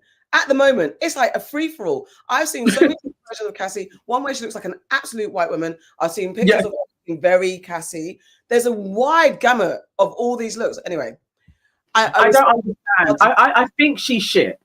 Violent under this particular person is bad. It's not great. Diddy has the sharpest of angles. His hair looks like he's got a high top fade. Like, I'm literally like, what's going on? What is going on? But anyway, let's go. It's just ironic that this young lady is pregnant as well. God bless her. Cassie Ventura. She hasn't made any sort of public comment about her relationship with Sean Diddy Combs. This all comes after that bombshell 8-figure settlement in her civil case. But her story is what began this entire ordeal, and today she told it in open court. Much of Cassie's emotional testimony focusing on those freak-offs. She said, quote, the FOs became a job where there was no space to do anything else but to recover and try to feel normal again. Much has been made about these drug-fueled sex marathons with escorts or sex workers in homes and hotels around the world. Sometimes they lasted 36 to 72 hours. Cassie told the jury today Combs dictated every aspect of these encounters. It was his fantasy, and he was controlling the entire situation. She said he was directing it. A large component of these freak-offs were drugs, and she testified, for me, it was disassociative and numbing. I couldn't imagine doing any of that without any sort of buffer. A buffer while she said she was heavily objectified by men. She told the court she met Diddy when she was 19 years old. He promised her a record deal and a career. Soon after meeting him, he kissed her and then they had sex. He eventually introduced her to those freak-offs, which he recorded and she said he used as a form of blackmail. She also testified that the freak-offs and other aspects of their relationship weren't without physical abuse. Quote, he would smash me in the head, knock me over, drag me, kick me, stomp me in the head if I was down. When asked how often she was abused by Diddy, she said, quote, too frequently. The defense, has embraced what they needed to embrace. And as a lawyer, you say you admit what you can't deny and you deny what you can't admit. And all of this at the end of the day is not whether or not he was a domestic abuser or a good person or engaged in this type of sexual behavior. That's not sex trafficking, and that doesn't make him a racketeer. And so really, that's what a jury is going to need to focus on. And that's where the prosecution's challenge is going to be. Because right now we've heard a lot of inflammatory testimony, absolutely. But again, that doesn't amount to sex trafficking under federal law. The bottom line, Cassie says she didn't want to upset Diddy because she loved him. She's expected to continue her testimony tomorrow. We do want to begin tonight with Cassie Ventura back on the witness stand in the Diddy trial. The R&B singer testifying in graphic detail about the physical and sexual abuse she says she was subjected to at the hands of her ex-boyfriend, Sean Diddy Combs. All this as prosecutors showed still images from the videos of encounters Diddy allegedly referred to as freak-offs. Fox 6's Richard Jacobus is here now with more on the dramatic testimony from Cassie's second day on the stand. Natasha, Steve, once again, it was a dramatic day in court. Cassie Ventura broke down and cried on the stand. The R&B singer said at one point during rehab and trauma therapy, she didn't want to be alive anymore because she could not take the pain. A key revelation today was Ventura's admission that she settled with Sean Diddy Combs for $20 million in a 2023 lawsuit that the accused hip-hop mogul of raping and physically abusing Ventura for decades. Ventura saying, I wanted to be compensated for the time and the pain and the many, many years of having to try to fix my life. She says she testified against Combs to do the right thing, and so she no longer has to carry the shame and the guilt. Ventura's attorney saying outside court tonight that today was a powerful one in court. She's very pregnant. She's about to give birth, but she's holding up strong. I mean, having to recount what happened during those 10 years and beyond, and talking about her contemplation of suicide, really just very powerful.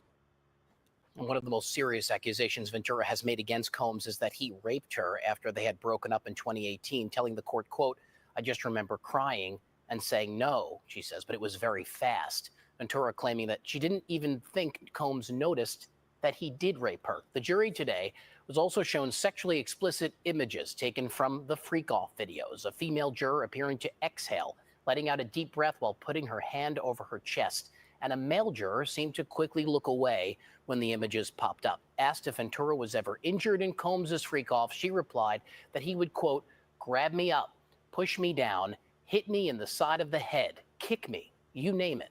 Attorney and jury consultant Madeline Somerville says tomorrow is the true test, cross-examination. Will Cassie Ventura hold it together and not buckle under pressure? If I'm prepping her for tomorrow, I would say don't let them rile you up, because they have a couple different angles that they. Okay, go on. So her testimony, I thought notable that stood out for me was her going into what was happening. Should we get this? Oh, bless you, Gertrude. Thank you so much. Oh, sorry. Go on. You do it. Thank you. $10. Thank you, Gertrude. Appreciate you. Thank you so much. Thank you. What stood out for me was her describing what was going on, the smell as well. And you know, when you're like, oh, this really paints the scene of him liking it to be a little bit funky as well, but with the candles and the sheer length of time that they would be at it for, like not just an evening, not just a 6 hour, like a 24 hour, a 36 hour. The longest it had been was 4 days in a freak off. It's like, how depraved are you? And then the kicker, it is the semen thing, because I need somebody, if somebody knows what this is, why why this would be appealing to a man in any way, that the escort would ejaculate in or on Cassie, and she would need to transfer that jizz onto Diddy's nipples. And I don't also, understand. But also, what I was interesting was that the escort was saying that there are times when sometimes he'd finish,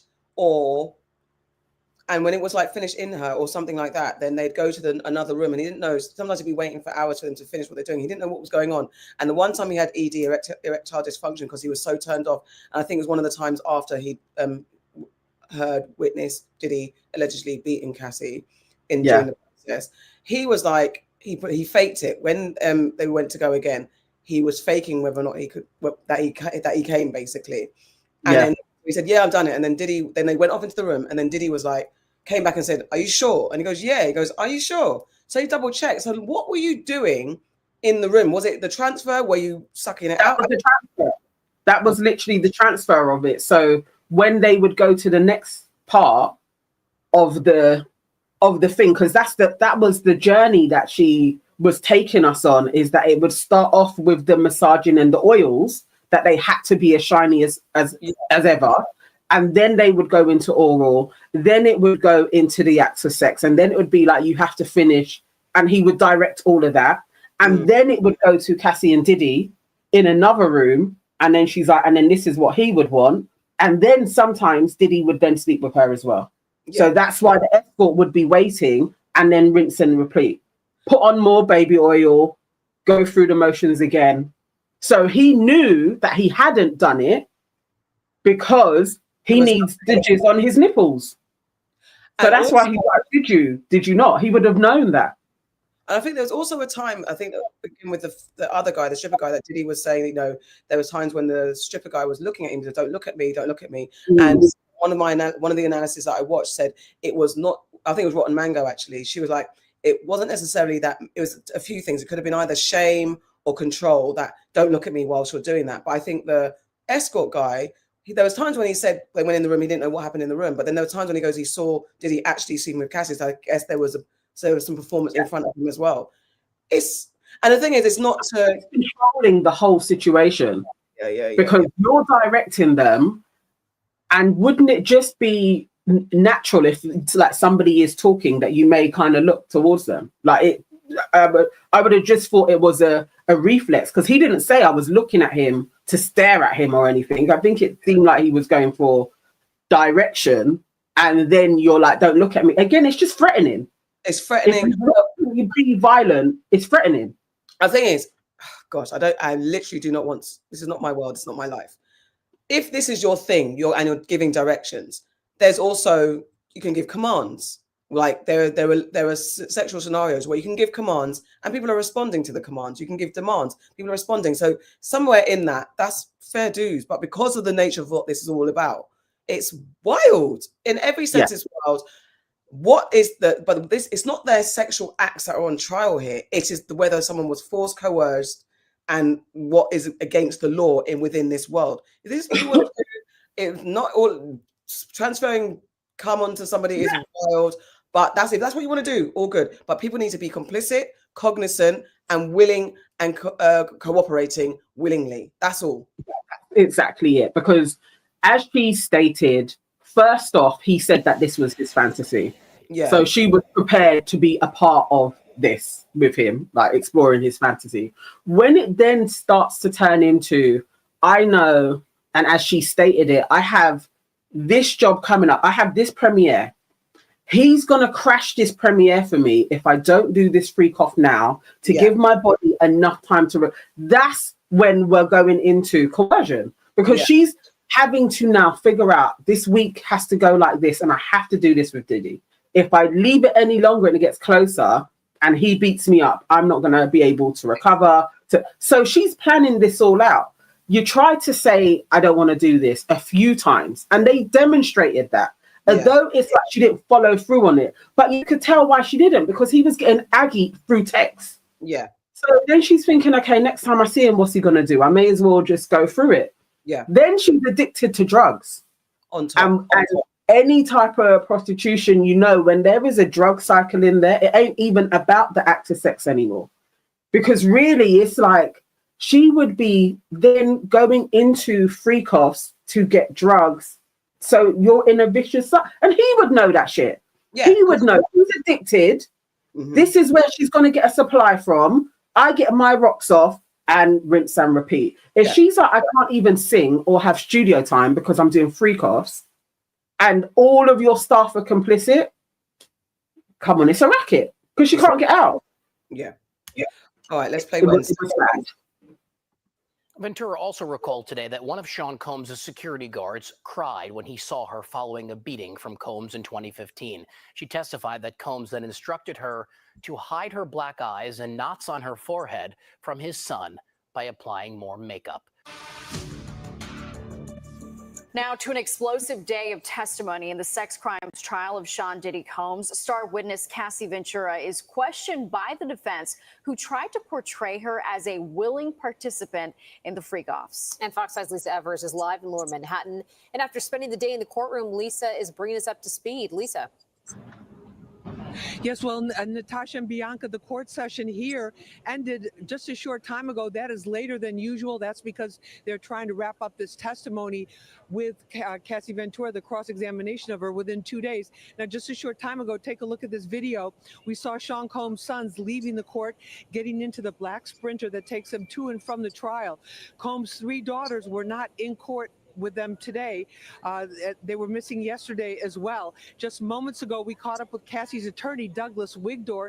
Here's what he had to say.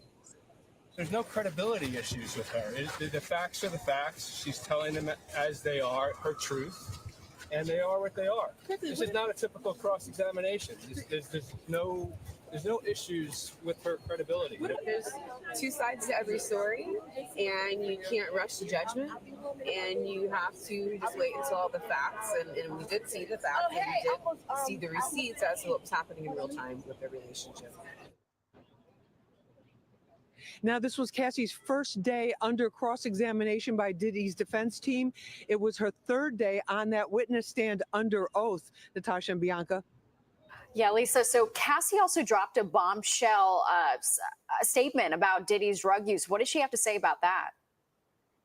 She did, Natasha. Well, they were trying to show that had this lifestyle that was very, it was an on again, off again relationship. There was a lot of drug use and abuse. The bombshell came towards the end of the session today, where Cassie testified that Diddy overdosed in 2012. She actually drove him to a hospital, and that's the first time we've been hearing that his alleged drug use went that far. Now, his defense team has said that he had a drug addiction problem. She had a drug addiction problem. She talked about that again today, because they're really trying to show that she was right there with him, that she was not in a situation where she was being trafficked. Natasha and Bianca?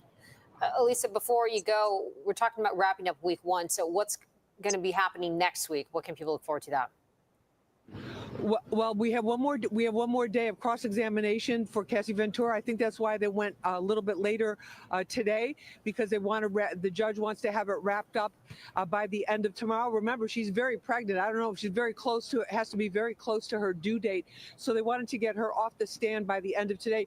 Next week, we can look at more of the prosecution as witnesses as they continue to present them. We'll see what that entails. And then, of course, we still have the defense presenting. We have to wait and see what their whole defense is. But we got some pretty good hints today of what we can expect to hear from them. More testimony about Cassie. There were the explicit text messages between her and Combs today, where she was telling him she loved him, that she actually liked the freak-offs, especially when they had made love after the freak-off. So kind of portrayed those in a little bit of a different picture than what we heard yesterday. So you see the text messages. Okay. The text messages, when you go through the transcript, so it's kind of hard when you're going through the tweets, because he's live tweeting, so he kind of misses off a little bit. But after the day and the transcripts comes out, and there's a few more people that go through it in a little bit more detail. To me, what I was getting was she seemed to always try and say something to him. So she's like delivering a shit sandwich. So it's like, okay, I'm going to do this freak off, but these are the bits that I like about it. Or I don't want to do it I don't want to do it for so long because I have to recover. But she's always, it felt like she was tiptoeing. Yes. So she's not outrightly cussing because she doesn't have the power to do that. So she is trying to overly source the I love yous. And as you know, we get to find out that she is spending a day being very sexual to him because that's what he said he wants. So she is being like, I love a freak off. I'm waiting for the dick. And because that's what he says he wants throughout the day. And I just think the defense didn't discredit her in any way. To me, it kind of built up to this is what was keeping her in. He would love her 1 minute, didn't love her, and she would always have to try and make him happy. And this is what I'm seeing from the reports I'm watching as well, that the defense didn't do a good job in discrediting her. It as you said, reinforced it. And the timeline of the tweets, they're the early days when she's like, yeah, I'm into these freak offs. I can't wait to freak off or whatever. 2009 or whenever they first met. Those are the early tweets. Let's go now into the further years. I don't think they read out those tweets. I guess those texts. I don't think there was through every single year of their relationship, did they go through every single text that could have been. Precisely. So there was the early days, the euphoric early days where, yeah, you know what? I'm a bit of a freak. My man's a bit of a freak. Let's get into it. Those days, before it then turns into abuse, manipulation, and coercion, allegedly, that's a different set. That's a different Cassie at this point. After she's gone through having to get healed from STIs, remember there was conversations about sores in her mouth. Exactly. Sex that she had to give, and her own body being in pain and damaged. After that, let's see what those texts look like.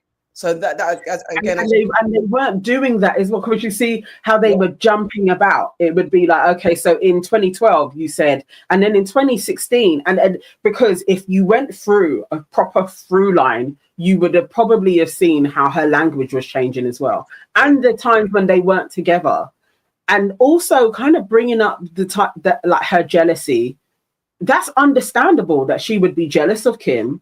Yeah. That she wasn't able to even get to know his kids, and you're supposed to be the girlfriend.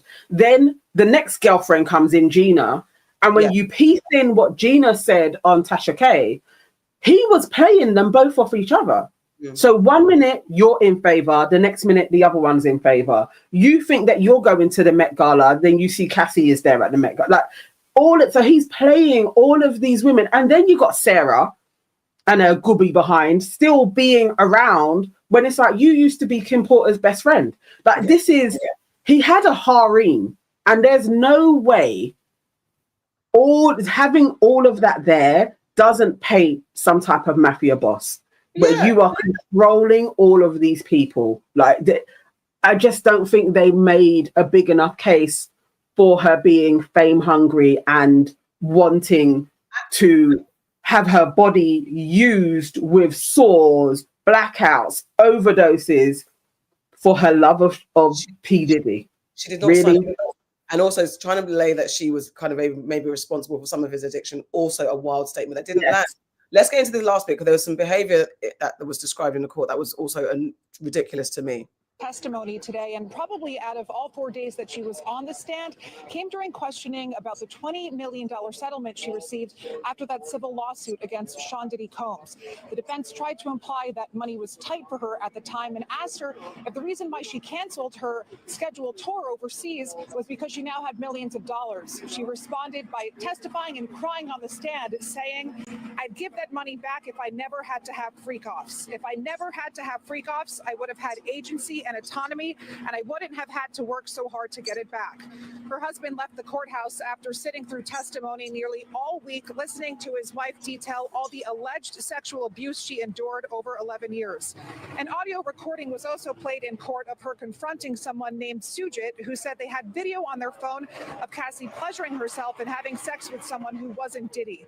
More texts between Diddy and Cassie were shown of Cassie showing enthusiasm for the freak-offs, not something she said she wanted to do, but did it to please Diddy as her career took a backseat, saying it became like another job, setting up the freak-offs, preparing for them, and recovering from them. Cassie also testified that she went to rehab for opiate addiction and still takes medication for it. One of Cassie's lawyers spoke out after she wrapped testimony. Everything that she's gone through in the 10 years or so with Sean Combs, her drug addiction and her recovery, to be able to come into this courtroom and testify for the last week on these very graphic subjects is a true testament to her character. And her husband, Alex Fine, released this statement in part saying, "I did not save Cassie, as some have said. To say that is an insult to the years of painful work my wife has done to save herself. Cassie saved Cassie. She alone broke free from abuse, coercion, violence, and threats. She did the work of fighting the demons that only a demon himself could have done to her. All I have done is love her and as she has loved me." And Cassie also in part releasing this statement, "This week has been extremely challenging, but also remarkably empowering and healing for me. I hope that my testimony has given strength and a voice to other survivors and can help others who have suffered to speak up and also heal from abuse and fear." Cassie also revealed that she received $10 million from another settlement involving Intercontinental, the hotel where she was captured on TV, on surveillance video rather, being beat and dragged and kicked by Diddy. Now, through her lawyer, she adds that she's asking for privacy at this time as she prepares for the end of her pregnancy and her growing family. We're live outside federal court. Michelle Ross, Fox 5 News. I think even the money aspect of everything, them bringing that all up, again, to me, confirmed that she didn't have to do this.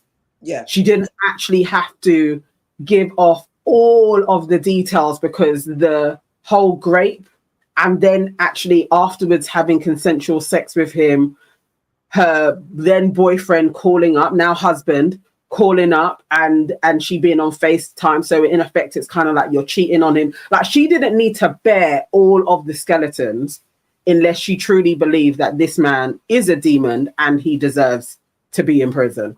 Like, she lost so much. We heard so much from her. You're not going to do this when you already got 30 million. Like, you'd have to be doing it because you are like, he is an absolute arsehole and he needs to go to prison. She bared all. We know that she had piss in her mouth. It's like, it's a lot to tell the world. I've just had a bombshell, but I can't reveal it on screen. I have to say it afterwards. I'm just like, light bulb moment, and I can't believe it. I'll see if I can discuss it next show. I'll send it to you. But what I wanted, because what that hasn't been touched on here, is that moment when apparently, because of the defense have been trying to run the clock up. That's what it seems, allegedly, what they're trying to do. They are trying to push for more time with Cassie and hoping that she goes into labor so they can get a mistrial. And the judge kind of cottoned on to the way that they were asking questions, because they were asking ridiculous questions. Someone did an overview. I think it was Diddy's black lawyer. It was time wasting. Time wasting. Yeah. She asking silly questions. And then apparently when the judge was like, guys, what are you doing?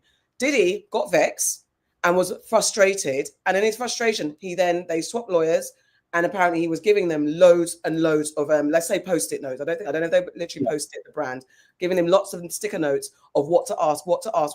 And especially through the line of questioning when it came to Kid Cudi, it was like, it became just like an ex-boyfriend wanting to know, well, you cheated on me with him, and why did you cheat? There was petty, stupid questions. And apparently the female lawyer, I can't remember her name, who was up next for him, apparently her expression on her face at times when she was getting all these deluge of Post-it notes was like, do you really want me to ask this? Do you really want me to ask this? But there was no choice. It's like she had to follow through with what it was. And apparently Diddy is acting, he thinks that this is all the court of public opinion and we can get the blogs manipulated. There's rumors of the Shade Borough Breakfast Club and TMZ having lunch with his publicist and all that type of stuff. That's rumored allegedly to have happened in the lunchroom at the courthouse.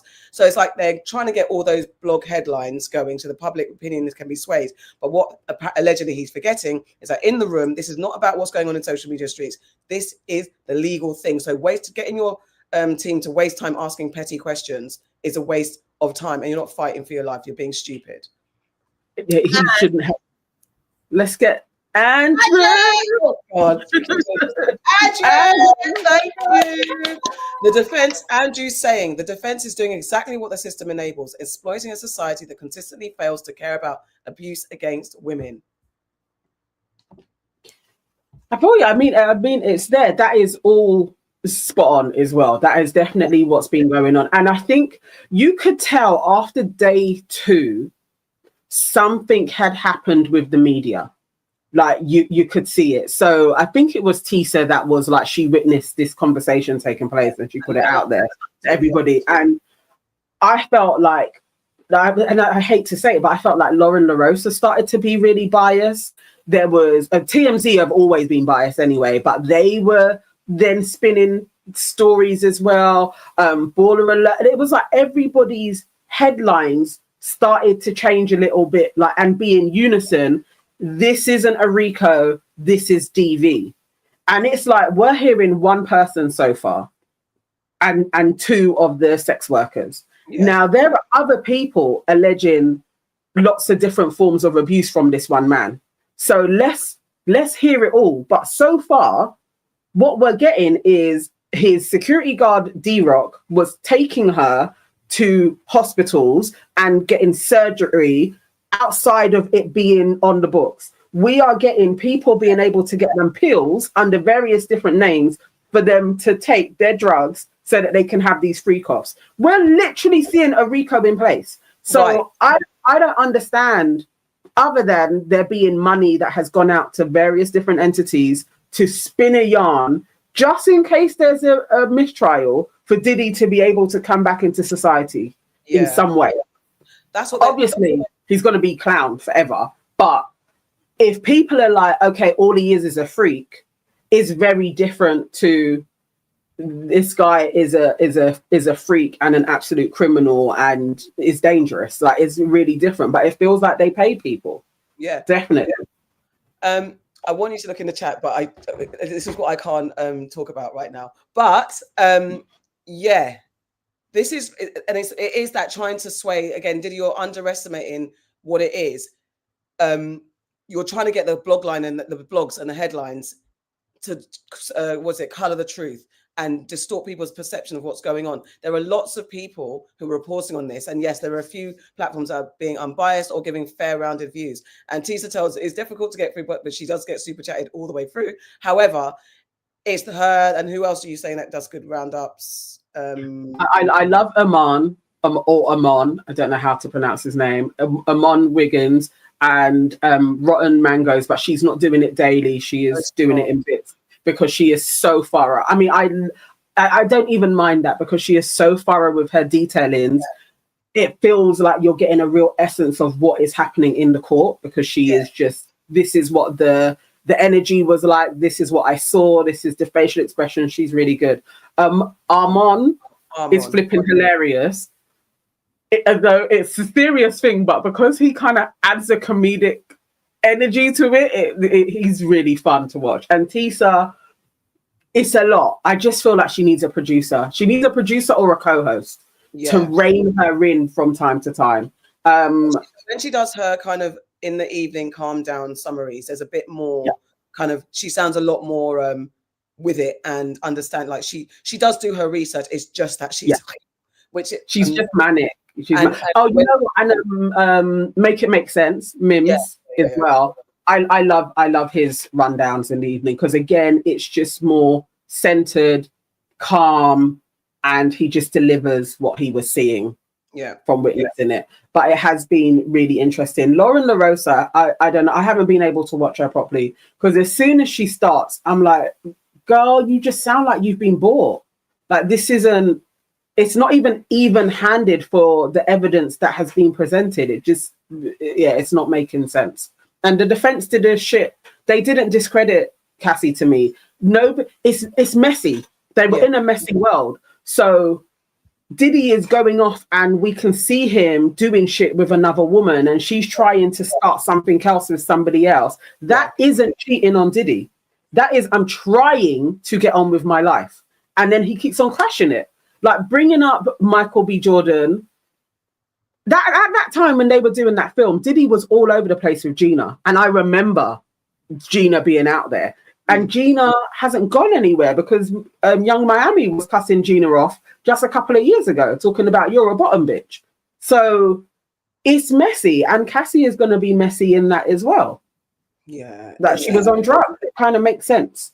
Look, on a day-to-day, relationships can be messy. So let alone now have all this involved. You know what I mean? So it's like, again, the messiness of relationships isn't on trial here. It's whether or not this young girl was trafficked, whether Diddy partook in RICO, the execution of RICO and racketeering. I think everyone's saying that racketeering is going to be the hardest thing to prove, but RICO and sex trafficking is pretty much, it is there. Yeah. Unless, I mean, I don't know if D-Rock or one of the other security guards is going to turn on him to really give evidence on all of the different ways that they kept his shit hidden. But there's a lot in it, because even if you go through Little Rod's lawsuit and the things that he said he saw in somebody being shot, and that got cleaned up by the LAPD, like there's a lot to this in lots of different ways, where it's like, no, so he has lots of people all around, on the inside, on the outside, so that he could be a thorough criminal and cover it all up. The sex stuff may be the undoing, but what about all of the drugs that they had? Who came and delivered them? Because that's the, I don't know what the law is. And what did it was Tisa that said this, that how, just as in reference to the cartel of it all, apparently that cartels are now moving away from drug trafficking, because moving drugs and moving weight around is becoming harder to escape those long, lengthy jail sentences, because the law's so sewn up in that respect. So they're all moving into sex trafficking, people trafficking. That's now because the laws around people trafficking haven't been so cemented and determined. Everyone's sex trafficking. So don't underestimate this cartel mirroring. And in hip hop, mob bosses and cartel life is glorified, glamorized. This is it. We always make the joke about, in the 90s, teenage boy, black boys, Scarface is on the wall. Oh yeah, in almost everybody's bedroom. Yeah, and even the way that he presents his music, the whole that whole kind of criminal mafia boss, that's been the blueprint of a lot of hip hop. That's not even just about Diddy; it's the thing. So then, mimicking how these enterprises work, we mob rule, man's at the top. So many music videos start with that scenario around the table where everyone's like, mob is trying to figure out their network, their drug empires, and it includes treating women like shit. All of that has been glorified. I'm a part of it. I've been listening to this music and enjoying it myself. We are part of this world and endorsed it in that respect. But when we break it down, there's no excuse to what allegedly has happened. And I don't think it's doing very well in that respect. I wonder. I'm wondering how the defense can pull it all apart to just be like, sorry, Nana, 1 second. I think Jordan Parks is taking a break. Just wanted to send them love. I think he's saying that they're going and protect their mental health. So take care, Jordan. Have a great Sunday. Thank you. Let's get rest. Thank you so much for your contributions as well. Thank you. Take care. Go ahead. Sorry. There was like a web that that secret witness has been saying, Brittany, and she was going through the different layers with Diddy, and there's another manager that was managing Britney, managed Justin Bieber for a minute as well, and it seems like they're all kind of interconnected with ciphering money from various different artists. Like, it's so interesting when you see a name. The Kardashians are in there as well. There's a couple of churches in there, and they all seem to operate on a similar level. And within that, just going through her videos on Britney, she was absolutely trafficked. Now, it's like you just work somebody to death in a way. They're no days off. They're just working all the time. Then they have a drug problem, and then they move, and it's all interconnected. Definitely, there has to be police officers that are involved in there. There has to be judges. Even Wendy Williams, and her being flipping locked up and under a conservatorship, there has to be a web of people that are like, we are going to use these celebs and mine them basically for their talents and their money. Yeah. And it just go. I don't know why Diddy is up on this at this moment in time. I wouldn't be surprised if he does get off though as well. I wouldn't be surprised. I mean, there's a lot of evidence for him not to be able to though, but you never know. I think there'll be guilties, but I think it will be how much time he'll do, and that's what will be very interesting. Yes, Craig Mack was also really mistreated, and I'm not going to say but as an excuse. There's definitely, I mean, there's lots of artists that have been allegedly done over by bad boys. Just using their money, basically, like taking their masters, using their money, or they die, and then they get even more money. It's the web is crazy around Diddy as well, but he ain't even the only one. The web is crazy around all of them. They're all kind of interconnected in it, and it's a crazy one when you see it. Bill Gates says the defense did a very good job of painting Cassie as a liar and someone who perpetuated sex trafficking many times. I don't think they did, Bill Gates. I think you need to watch a few more reports. I don't know if you're looking at the social media headlines or actually reading, watching and even reading articles. If you read the articles and if you go across the board, because someone even sent me bloody Megyn Kelly, who's a Fox reporter and known for being, I think, not someone that we'd normally go to. Everyone, I say everyone in quotes, a lot of the platforms and the researchers and the news people who are reporting back are saying that the defense didn't really do a good job of painting Cassie in the light that they wanted to. They wanted to, but it wasn't well delivered. And it then, especially the time when they let Diddy take over by sending loads and loads of notes, it was him who's not a legal professional, just letting his emotions take over and his delusions of grandeur take over, that I'm going to dictate because I'm doing a better job than you guys, and I'm going to get the questions right. He didn't ask great questions. He didn't get them to ask great questions. You're asking petty, why did you cheat on me? And did you enjoy cheating? Silly questions that are not getting us anywhere. Because it's already been done, said. Yeah, there were times that she had a good time, and there were times that even if it's once, it'd be harder to kind of get all the sentencing, but even if it's once and it's demonstrated that there were times when she was not in control of the situation and was beaten and abused, that is enough to say that this happened. It doesn't have to be 50 times. If there wasn't the hotel footage, they may have been able to paint this picture of her actually because of the messiness of it all. But because she is saying I wasn't allowed to leave, when I wanted to leave, he would either beat me up. I wasn't allowed to leave. Now we can see her trying to leave a freak off, and what happened. Yeah, we saw it. So it's like you can't discredit her much from that. It's like, yes, it was messy, but we've watched her trying to leave one, and she wasn't allowed. Okay, and then she was only allowed because of the security guard came. And when you watch the long version of that, because again, what CNN put out is short. It was sped up and everything else. When you watch the long version, you see how she was hounded. He goes up and down. He stops when he hears the lift coming up with the security guard and composes himself, and even is a little bit more like pleasant, but he still is. She can't go. And he has to then be like, you can go in, get your stuff. I'm going to walk you down. If she didn't get to that telephone, it would have been a hell of a lot worse. Yeah. Most definitely. She would have left with a gash.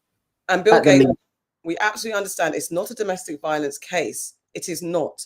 But it's showing how these things, this is what I think people imagine, that sex trafficking and RICO, we apply RICO to gangs, and we apply sex trafficking to people in the back of a van that are being transported over country lines or state lines. That is not just what sex trafficking is, and that is not just what RICO charges are. That is not what it is. There's a spectrum.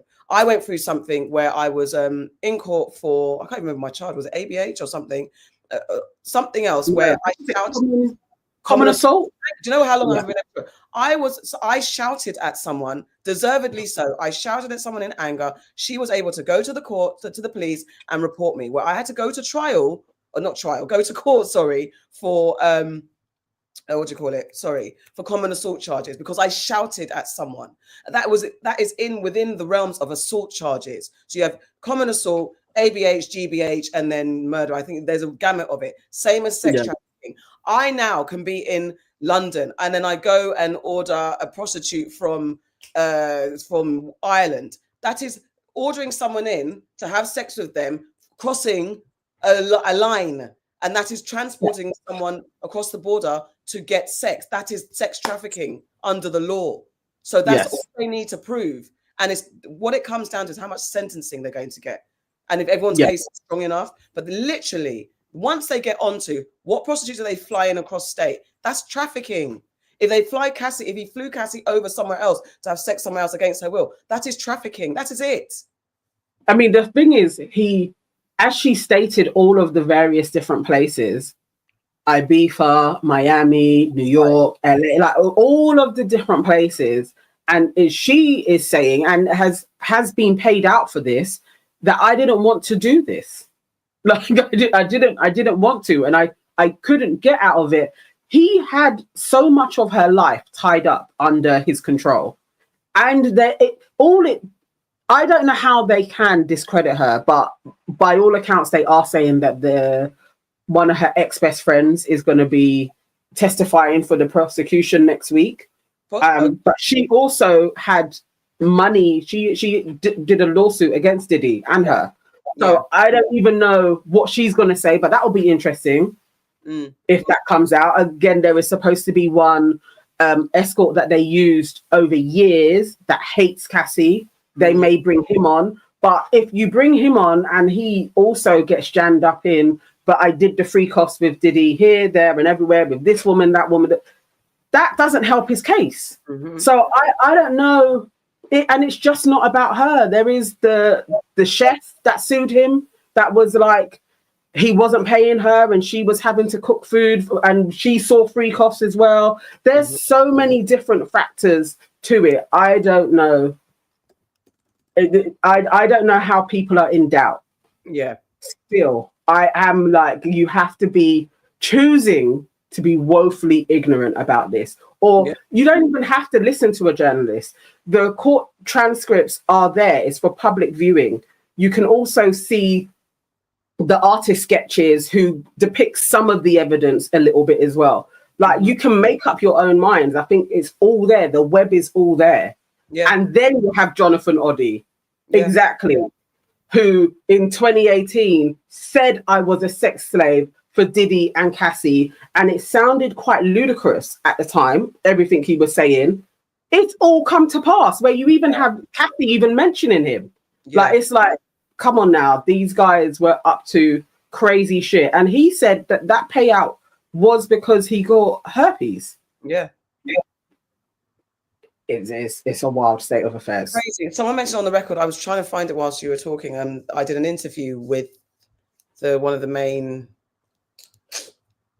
the woman that accused Russell Simmons. I believe or did I speak to the director? I can't remember. I can't find it. But on the record, exactly that, with what's gone on with Russell Simmons. The industry is a cesspit and it needs to be cleaned up.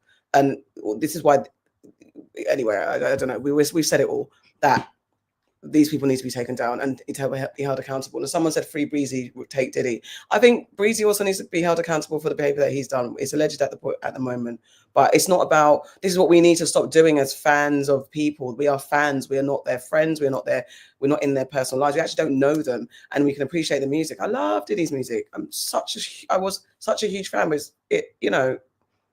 that's it. That's the way you have to draw the line. I think even for the people, like the money, like he wasn't absolutely totally stupid. Diddy was stupid though, was reckless with this. But the way even them painting, like, how do you have money, Cassie? For real, how did she have money to be paying off these people? Like, if she ain't making any music, he's the one that has all the money. Even if he's passing the money onto her and she is paying them, the buck still starts and stops with Diddy. It's like there's no way around it. And also then there are other people that he was doing free costs with.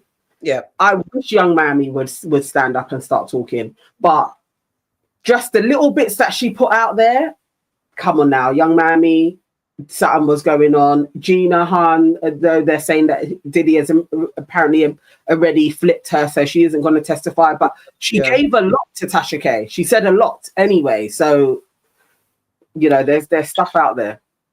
We'll be back with more, because we could talk about this for a very long time, but we'll be doing the weekly rundowns on a Sunday. So the next story I wanted to get into, actually, I had no clue where I was going to go, but actually on the back of this kind of court of public opinion, in Ghana, there's a new popular behavior, a popular thing where Ghanaians are turning to radio shows for justice over the courts. But we want to know, are they going too far? Because in Ghana, a growing number of people are airing deeply personal disputes, including cases of abuse and assault on live radio shows rather than in court. These justice-style broadcasts promise fast public resolutions, but have raised concern for particularly exploiting victims for entertainment. So I'm just going to set that up.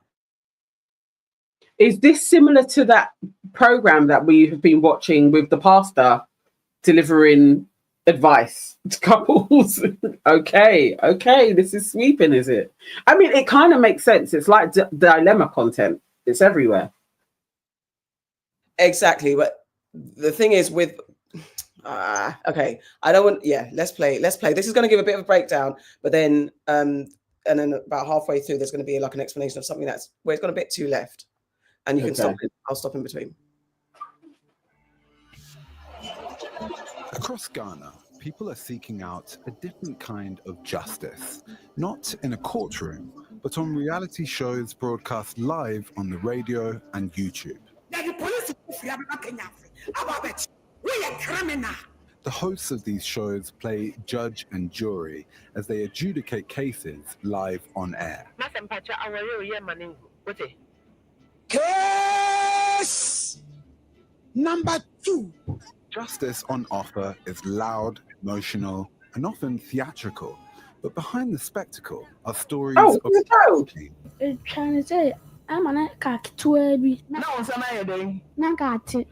courtroom talk shows have been around for a while in Ghana, but recently their popularity has exploded. One of the fastest rising stars is the host of the Sompa Nkomo show, Oheneni Adazoa. Just 2 years in, her show already has millions of views. Sompa Nkomo is a social program. We deal with family issues, marital issues, and issues that involve vulnerable people, such as divorcees and widows. We sit and discuss issues like they do in a court to find solutions. I see this as a way to help society. The issues that are brought there are day-to-day issues that people encounter. There is a lot of entertainment element where they will be ringing bells, they will be playing some songs. People like the unusualness, people like the entertainment element, people like the sensationalism, and that is what is making it more attractive.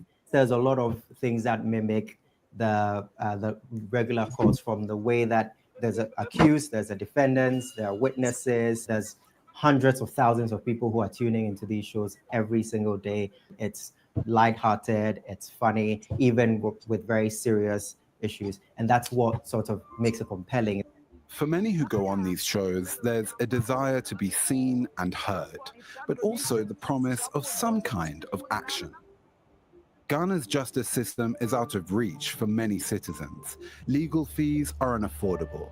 Court cases can drag on for years.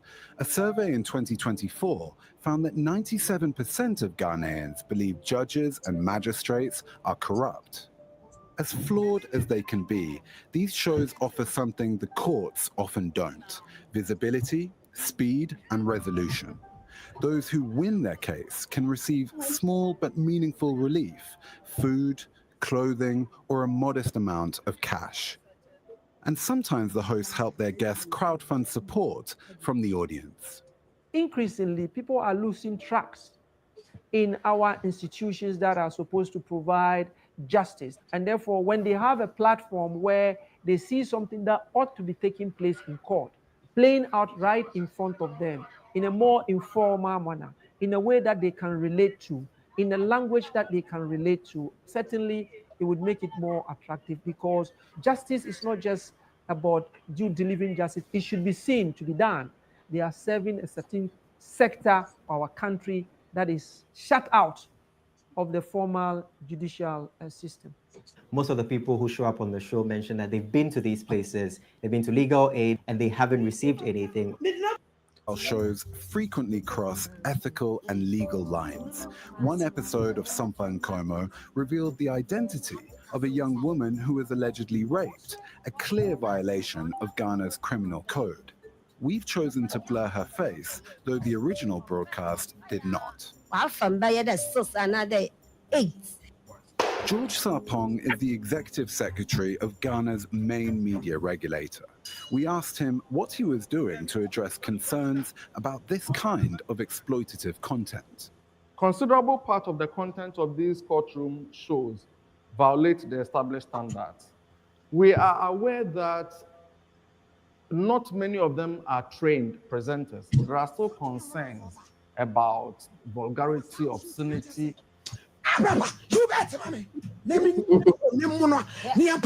And particularly the treatment of minors. Oh.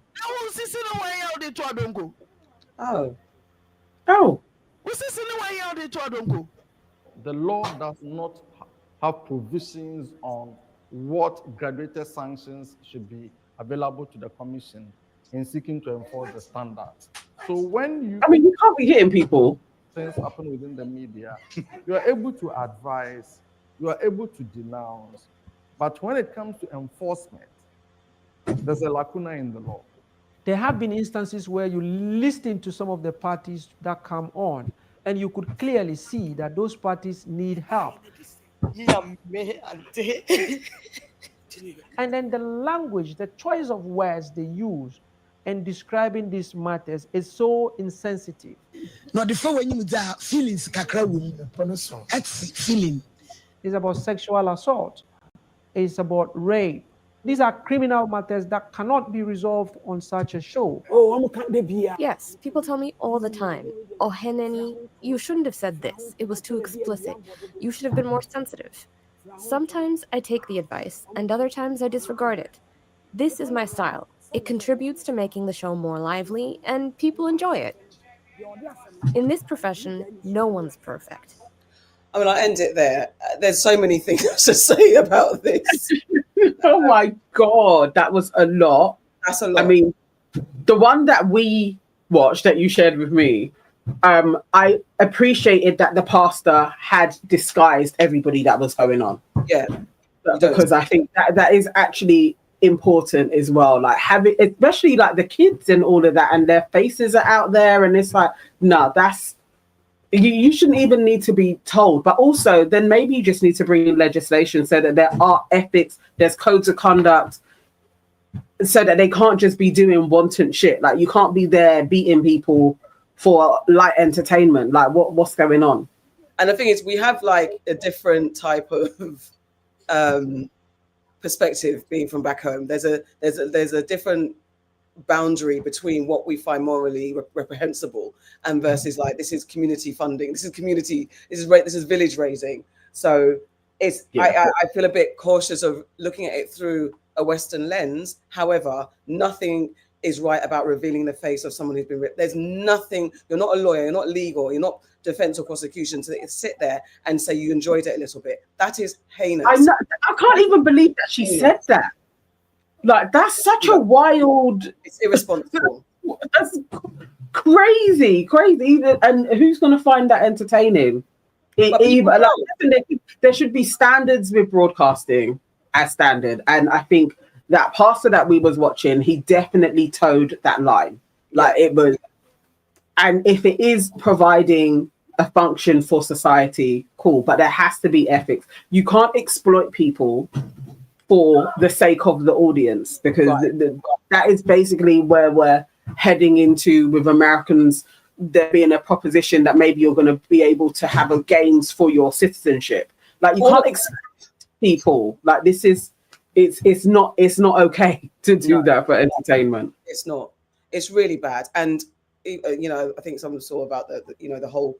If you're going to keep the colonizers' attire, then you might as well follow the colonizers' rules of broadcasting and standards. And yes, there is a problem with corruption, officials being corrupted, and people definitely, if it's expensive to go to court, it's like that in the West. It's not. Let's not pretend that over here we can't just take things, go sue people, take people to court. Because when over here you'll get denigrated as well. In the West, you're definitely going to get torn apart as a rape victim, to then be put on the stand, to go to trial, and your character will be definitely torn down. We're seeing it with Cassie right now. So it's not like it's any different, but we will get sued if we start talking like that or get arrested if we start talking like that even on simple YouTube channel. We will get taken down in some way, shape, or form.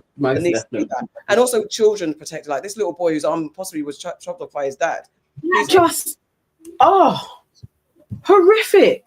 But again, it's like just for his identity, just to safeguard minors, because you don't know what danger he is now in again from going on a really popular show talking about what happened to him. It's just safeguarding people, really. But as Fire from the Sun says, these justice radio shows are excellent. Sometimes they help domestic violence victims, deadbeat dads, sexual abuse, and more. They also raise money for people needing operations. They're good. I can see the sides, especially for the raising money, like bring awareness to something. It's more that their image is just out there. That is a lot. I think there's definitely, oh God, I forgot my point. Definitely that they raise money, but then, you know, that thing where, as the host was very arrogant, I believe. I don't think I like her, actually. I don't think I like Auntie Host. I don't like her demeanor. Oh, her whole thing of like, this is my style. No, Yeah, you know that Auntie. Yeah, and she's We being all know why. Yeah, exactly. Yeah. She's selfish because she's obviously making money off this, and you're exploiting people for your financial benefit. It's not good. It's not funny, and beating people and taking off the belt is not great. And also this thing where this is what it is. This is the blueprint for what it is. But if you start to tone it down, people will still watch. People watch Judge Judy. People watch Judge Rinder. People watch. You know, there's shows that can get. And Judge Rinder and Judge Judy are known for their feistiness. And was it Miss Pat or whoever the other black woman is? They're known for being feisty. They're known for challenging, but they stay within the rules of the law and human decency. So and even then, they can be accused of being a bit biased and a bit snippy. But at the very least, they're respecting people's integrity and stuff like that. So I just think, I think it's helpful. Yeah. Yes. Especially for people from the village who can't get in, you know, all of that stuff. Helpful. But it can serve its purpose. I just think also the lessons are there with like Jeremy Kyle. Yes. Like there are lessons to when you are having people do kind of jungle justice, there has to be some care for their mental health as well. Like, and shame is a real thing. When it goes out there into the world and you don't know how the audience may turn on that person, do you have the resources to keep them safe, follow up, look after them? Like, this is also your reputation for this woman as well. If you're going to be harsh, do you know the people that you're being harsh to, that they can actually handle that? And you're just humiliating them and expecting them to go out into their daily life and still be okay. Like, there has to be some type of a responsibility that comes along with it. And I think also in the Jerry Springer documentary, if those of you watched it on Netflix, it's also that the way that they would, you know, like I said, invite people, especially from those from the small towns who haven't been to the big city bright lights and are wowed by it. They encourage them to drink, they encourage them to spend money and get intoxicated or high or whatever it is with their drug of choice or thing of choice. So then they come on the show and they feed them things to do. So this is where you start getting manipulated and stuff like that. And then people get sued. It happens. So, and in this space, there is no retribution because who's got money to sue? Who even understands the rights that you have? Because it's not the same as the West where you've got like, oh, I can just go and call the police, or I can just go and tell this campaign group to fight on my behalf. It's not the same stuff back home. So these people will come, share their self, and as you say, go back to their village, to their space, get beaten themselves. Because village justice is different. They can do away with somebody and then you're gone from the village. That's it. Yeah. There should be some type of standard with children though, just to keep them safe. Yeah. And I think the use of blurring out a face should be a standard. Like, and a voice manipulator, you can do that. A voice manipulator, you can do that as well. Yeah. That was that pastor's one. Yeah, their voices were manipulated as well. It was just very good. Because some of the stories that people were sharing was like, nah, they can't be out here and we can spot them. You can see them out. Like, ain't that woman had 5 people run a train on that? Like, you don't need to be able to spot people like that. But also, Ghana, what's going on in Ghana? There's a lot, obviously, around the world, there's madness going on. But this is the thing, there's a madness going on in people's everyday day lives. And you wouldn't even believe some of the stories. My mother is very highly entertained by some, to the point, I'm not even going to say what subject. Just are you going to share that? No, I'm not. A family discussion happened on something that no one wants to be having with their 81-year-old mother/grandmother. It was wild. I'll let you know that. Maybe one day I'll share it. Let's get some comments before we move on to the next story, which is related to this. I don't know if it's related, but it's something that happened. Go ahead. Okay, all right. But Will Smith says, people can, sorry, let me put it up on the screen. People can bring their cases, but what about false accusations? Who fact checks these cases? It's a slippery slope. Yeah. There's a reason why Judge Rinder, Judge Judy deal with cases they do. Yeah. That is very true. You've got to stringently fact check. And it does remove the fun of it, the spontaneity, but then also you have to then, like us, Like again, disclaimer, we've spoken about legal cases where we have made it very clear we are not legal professionals. This is our opinion, and we're not sticking by this. What we're saying is fact and bond. We're open to exploration, conversation, and correction. Do you understand? So then these people are coming in as the authority. This host is acting like she's the judge and jury of everything, and she knows everything, and she's not making that clear. People are going to warm to, like we warm to Diddy or their music. People warm to her. Then let her come to find out her bad behavior. Who's she beating up and doing stuff behind the scenes? You don't know her character.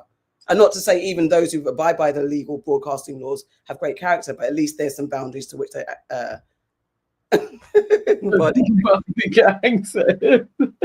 Auntie AK doesn't play around with telling that she isn't a lawyer. Listen, I am not a lawyer. I could have been following my dad's footsteps, but nah, bruv, don't come for me and tell me that I said. I mean, I always wanted to be a lawyer as well. That was like, yeah, I would love, but it's the length of time of studying. Anything that took a long time, I was like, absolutely not. Absolutely not. I mean, I could have done it, but hell to the no. LA law is as far as it goes. Ali McBeal, oh my God, LA law. I love that. Ali McBeal, The Good Fight. That's where I'm the best lawyer in town on TV. Erin J says, my question is, what do they do in cases of severe witchcraft? Who charges that? Laughing my arse off. I mean, that must be folks are called a witch on a whim for doing nothing really. It's like you fall out with somebody, oh, you're a witch, oh, you answered back, oh, that's a witch. That it's a problem. I can imagine there's a lot of witchy cases that are just non-stop, really. Definitely. So just you guys do better. Thoroughly entertaining, but do better, and great work that if it's helping people, but that's enough. Christian Jane, you got that right. These YouTube donations will not cover anything. I don't want any smoke back. It's actually hilarious. When you first brought the disclaimer, I was just laughing so much. But it's true. It's true. It's true.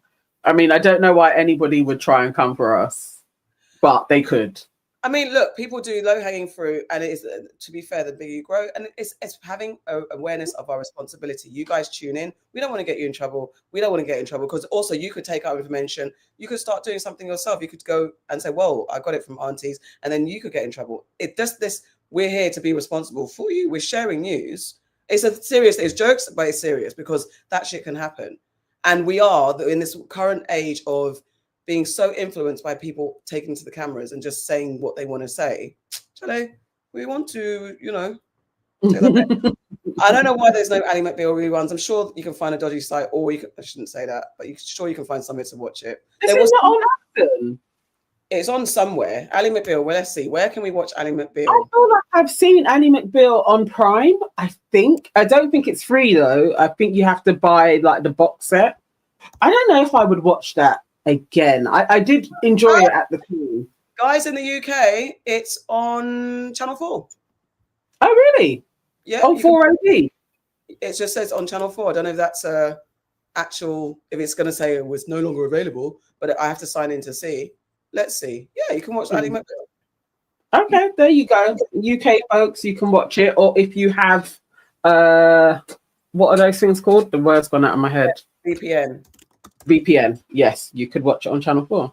And I would say The Good Fight is amazing. I love The Good Fight as well, and the spin-off, The Good Wife, and then The Good Fight. They're legal shows. And Suits, for those of you who want to watch a bit of Meghan Markle before she became the Queen. Meghan the Queen, the Duchess of Sutton. Meghan Sussex. All right, so this is a bit more serious story, and the practice. Oh yes, the practice as well. We've got a bit more time to do some more, because we feel like we've done Diddy and Chris for a little while. There was a long line with this kind of online stuff. A Mexican influencer was shot dead during a TikTok live stream. Valeria Marquez, a 23-year-old beauty influencer with a large following on TikTok and Instagram, was shot and killed during a live stream from the salon where she worked in Zapopan, Mexico. Authorities are investigating her death as femicide, highlighting growing concern over gender-based violence in the country. Let's get it shared. Had you heard about this? Yes, I did. I I saw that at one stage it was kind of trending quite a bit on TikTok. So I clicked, and yeah, it's just shocking, actually. A young woman with her entire life ahead of her, just 23 years old, with a very significant online following. Her followers across Instagram and TikTok knew her for her beauty tips, her advice on makeup, cosmetic procedures, and she was very popular. And in an instant, they watched her lose her life live in an act that really nobody could have ever predicted was coming.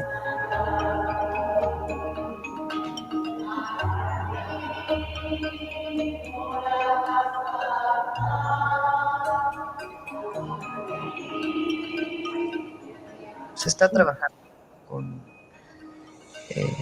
para poder encontrar pues primero a los responsables y el móvil de por qué fue esta situación. Y es muy, pues obviamente nuestra solidaridad con su familia, con esta lamentable situación, pero está trabajando el Gabinete de Seguridad en coordinación con la Fiscalía. She seemed to be aware that something could potentially be going on. And she did say she wasn't planning on waiting around, but yet she didn't leave. I am wondering if the fact that she was live streaming gave her some sort of false sense of protection, that nothing could possibly happen while she was live on TikTok. I think historically, women's rights have come at a cost here in Mexico. Feminist activists have had to work hard to have crimes against women, violence against women, and women's rights recognized by governments in the past. And there's also, the machismo culture here, which is very male-dominated culture that continues to be prevalent in Mexican society. Femicide is characterized by a homicide of a woman or a girl for gender-related reasons. And oftentimes that has to do with violence from an ex-partner or husband, and might often involve their bodies being left in public places. And what happened on this live stream is a very stark example of that.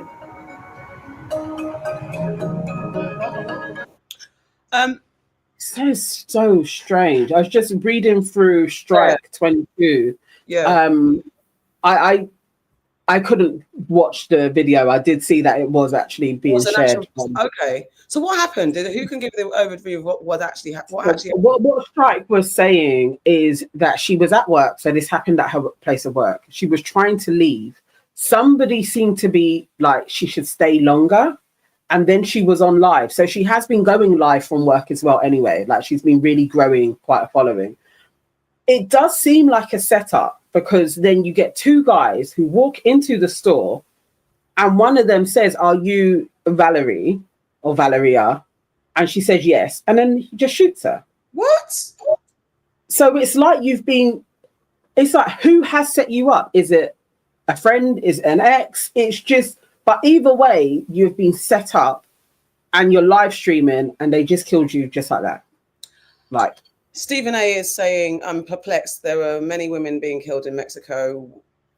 Why was her case special other than she was being streamed? I mean, it's strange, right? Or have I missed something?" And to be fair, that is actually, I mean, as the reporter was saying, that the culture that they are reporting, I'm not saying this is true because I don't know Mexico at large, but they're saying that the culture is very machos, machismo, and they're just now getting into their women's rights kind of era where they're fighting for more women's rights. So obviously there's going to be pushback. There's pushback around the world. I'm going to get to another story as well where possibly that came into play slightly. And femicide is on a rise, and it's in a lot of countries. Femicide isn't necessarily reported on in the way it is in the West, but it's a thing. Like, women are treated as something that their rights are taken away. They can be killed at a whim, on a whim. Yeah. I think it is her popularity and that it was live streamed. Yeah. That it has managed to catch the media, and through it catching the media is lots of organizations being like, at least the story is out. Let's start sharing more of what is going on in Mexico, so that people can be like, oh, so this is taking place for women. Like, that's basically the train of it being accelerated, so that we know that this is a real problem over there. Because realistically, things coming out of Mexico, we're not hearing about this. We are hearing about Donald Trump and him wanting a wall, asylum seekers. It's like, it's all of that, but we're not hearing about women being killed. Which it's just heartbreaking. Heartbreaking for her family, man. Yeah. I was going to say something I forgot. I'll just pick up on what Yvonne was saying. I did see this trending a couple of weeks ago as well, that there was a Jamaican artist and he was shot on live stream last week. I did see that going through. I mean, I don't know. It's just going to turn into a thing. I hope it's not, and I don't know why that needs to be a thing. It's a very ridiculous thing to do. And if it's ridiculous on all levels. Let's not get people killed just because it's a thing. But I wonder, is it those guys that came for the Mexican person, for the Mexican girl, and then for the Jamaican person? Was that a woman as well? And I think that was a man. Do they know that they're going live? Are they doing it because they're on live, or is it just that they're targeting? That's what I'm wondering. Is it a thing, like as a live execution? Is this a thing? I'm wondering that. I don't know.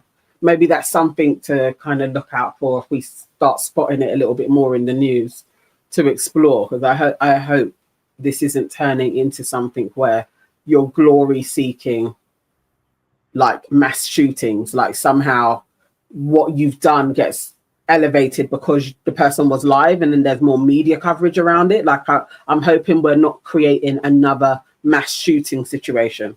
Okay, so between Christian, Jane and Bardi Gang are both saying, I think the live makes it easy because it gives away location. And do you think that's what's helping them find the location? And then Destiny Love is straight after that is saying, in America, them gang boys been shooting each other on live, mostly Facebook. So this is the thing. And that's fucking crazy. And they need to stop. Just moving on to telling on yourself. Like, it's stupid. It's stupid, but there's a lot of stupidity in this. Just to go, we didn't get to touch on it the other day. A British nursing student from London, Tammy Odunsi, was found fatally stabbed in her Texas apartment just days before graduating. Her roommate, Chester Lamar Grant, has been charged with her murder after officers discovered her body during a welfare check. And this story is horrible and heartbreaking, but it's extending this kind of exploration of femicide and what's going on.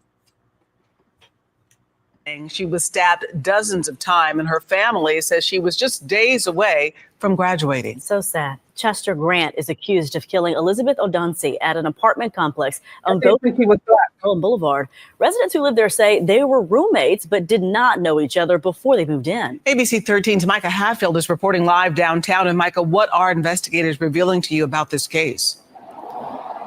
Well, first of all, Chester Grant is still in custody tonight. These two lived in an apartment building that was off-site student housing. They paired roommates randomly, we're told by people who live in the building.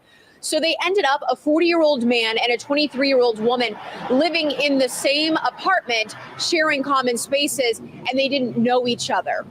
We've now learned that Grant had a violent criminal past. It's unclear if the victim in this case knew that. The allegations in this case allege he stabbed his female roommate 28 times, killing her over some disagreement over his cat. A situation the magistrate referred to as brutal. 23-year-old Elizabeth Odunsi, found by police, stabbed to death on April 26th in the kitchen she shared with her roommate, Chester Grant, police say. Notice the bandages on Grant's neck in his mugshot. During the welfare check, they also found Grant in his bedroom with several stab wounds that investigators believe could have been self-inflicted. Both were said to be students. She was set to graduate from Texas Women's University with a nursing degree last Sunday, and he was a student at Fordham University, according to a court hearing. People who also live in this off-campus student housing say the police were out there the previous night for a fight between the two. Houston police confirm they've been called out multiple times. He has multiple arrests and convictions out of Washington for violence, including domestic violence, violating protective order. The most recent is from September 6th of 2023. The two shared an apartment unit at a building rented by For a Place to Live, where rooms are rented out individually and roommates are randomly paired, according to the company's website. The company notes online that background checks are done And if they learned something of concern, they asked that person to move into a single unit where they would not share space with someone else. Grant was allowed to live with Odunsi. We reached out to the company to find out why his criminal past didn't raise a red flag, but they did not return our call. In downtown, Micah Hatfield, ABC 13 Eyewitness News. That's wild. He has a case from just 2 years ago, and he has numerous cases, and somehow you're like, I'm going to place this man who is dangerously violent with this woman. Police have been called, and still, if police were being called to this place and have been, there's no he has to go. She must just put up with harassment from this man. Yeah. Basically. Oh my god. No, someone's got to pay. This is crazy. This is crazy. It is crazy. And I don't know, there's not much to say on it. It's just, and because like, you know, I've heard rumors of argument over a cat, and the fact that he's been called, there's been disputes, and I suppose no one expects it to turn into the death of somebody, because you can have neighbors who, like, you know, you can call my neighbors get my nerves, the neighbors get my nerves. We don't know the nature of those previous calls. We don't know if the police felt super suspicious. What information did they have on this guy?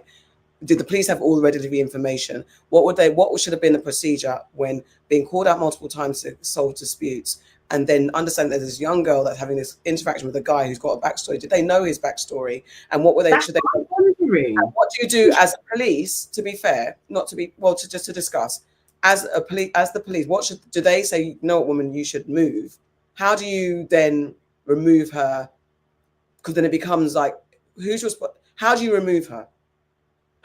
Or him? Like, should it not be a real matter of urgency when you look at somebody's rap sheet and it's like, oh, he's known for public disturbances, domestic violence, going against orders to stay away from somebody, and now he's having disputes with this woman. Like, surely there should be some level of care to, he needs to be removed from this because this is a communal space, or I don't know, some type of information that would go out to the community, as in the people that are living with him, that he could be seen as dangerous because he's showing form for being dangerous. Like, I don't know, this just feels like, or maybe from this happening, that needs to be put into some type of a law, that this information should be passed on. But as always, after someone dies, then the law is implemented. Why is this not being implemented from the jump? Well, how is it that you've got, I know that landlords are not claiming responsibility. I don't know how much, I can't remember if it said that they knew his backstory, but again, who are you allowing to live in your premises? You have to have some sort of, unless it's a community, this is a halfway house or a home for ex-offenders. And unfortunately, yes, I'm all for rehabilitation. I'm all for having people reintegrate in society fairly, but not if they've still got pending cases for violence. There has to be due diligence on where they're placed. If they have the right, if they're allowed to be on the public streets, then they have to be in some sort of restricted community. If they've got excess charges still against them that haven't been resolved, there has to be something. That I'm not so liberally lily-livered that they've all got to be free and roaming. No, come on. I can't see. Okay, so he's doing a course at the university. You apply to this company and they find you housing, mixed housing. I am expecting that everybody I'm sharing this property with has been properly vetted. Yes. And the fact that you say that you do checks on people and he has a sheet as long as his arms, somebody has to pay now. Apparently, he should have been refused housing from your company because you check people, or he definitely should have been in housing alone. He shouldn't have been in group housing. So somebody has to pay, because whoever housed him and housed me, and now I'm not here, somebody has to pay for this. Sorry, Destiny Love seems to be having problems with commenting. YouTube's blocking her comments, apparently. I don't know how. I didn't know they did that. I didn't even know they did that either. I'm sorry about that. I don't know what's happening. Yeah. Charlene, I think. Yeah, that is saying they didn't do checks on him. That's why they didn't comment. I think so. And the fact that you know that you have young people and you're going to do mixed, especially, and unfortunately, I don't want to be here, but this is what it is. If you're going to have mixed housing, you have to be cognizant of the shit that can happen. Even if it's not murder, it's just simple sexual assault. Like, all of those things could come into play. And even, I think Yvonne said then housing with a man. And for sure, like for like would possibly be easier. But then if he's got violent tendencies, you could take it out, especially if it's to a person, a younger person that he feels not intimidated by. Could have been a young student as well, a male student, could have been. So much as at the very least, like for like, gender for gender, to then eliminate some of that. So if you're going to do mixed housing, you've got to do due diligence. You've got to. And even the fact that he's 40, she's 20, like, come on. I was surprised on hearing this. I just kind of presumed it was a white man. Me too, for some reason. I was really shocked seeing his face. I did not expect it to be a black man at all. And I don't know why. When I saw it, I was like, oh, I don't know why I thought it was. I don't know why. I have to check that with myself. I didn't expect it to be a black man either. I really didn't.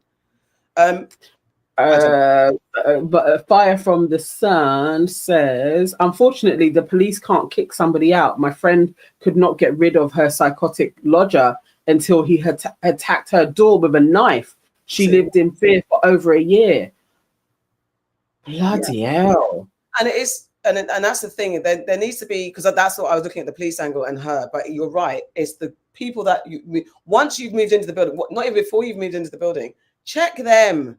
Because obviously there's in the moments of insanity, shit can happen and can go left. There's that. But at least if you've done your due diligence as a landlord, grabbing, do you know what I mean? Because you're putting people together, aren't you? Even if it's just, oh, we got a room on 38th Street and Neil is there and Becca is there. Like Becca, Neil and Tom all needed to have gone through checks to see their criminal past. Okay, Charlene. It's a lot. Sorry, Charlene saying, I lived in an HMO with a sex offender and police came straight away to tell me of his history. There needs to be that. And also for the type of shit. Yeah, we need. And I listen, it is what it is. And also this international study thing, this is the big fear. Like if your kids go over to international, and not to put it on the parent, because you just don't know. You think you're doing all the research, you think you've got enough information, but maybe there needs to be more information available. I might not be like, no, you're not living in mixed housing. You're not living in mixed housing. You're going to find a roommate and maybe get a roommate that's a girl the same age. And then at least there's someone else that's there watching your back. There has to be stuff that I'm going to look into. But again, not to put it on the parents, because you just don't know. You think that everything's all good. I have a niece that's looking for accommodation. And that was one of the first things, because of this case, you're absolutely not just going into any space. You've got to find you somewhere by yourself, or there has to be a lot more vigilance and diligence done on where you go and end up. It's a lot, man. Oh my God, it is truly scary. But I get it. Like going uni, going to a letting agent, you think that they know a bit more. You don't think they're just placing you somewhere. You think they are being very thorough in the checks because you're placing strangers to basically live in a group. So you think that the person's being checked. But man, I'm going to go to the really sad story that's happening in America right now. There's a brain dead pregnant woman being kept alive due to a Georgia abortion law. A woman in Georgia declared brain dead after a medical emergency in February is being kept on life support because of the state's abortion ban. Adriana Smith, a 30-year-old woman, mother and nurse, was 21 weeks pregnant when doctors ruled her legally dead, but could not withdraw care without risking the fetus. The story has drawn renewed attention today due to the length of her ongoing pregnancy and the moral legal debates surrounding. Have you heard about this? Yes. Yeah. I was truly scared, actually. This felt very dystopian, that this is legal and can happen in this day and age. I don't know.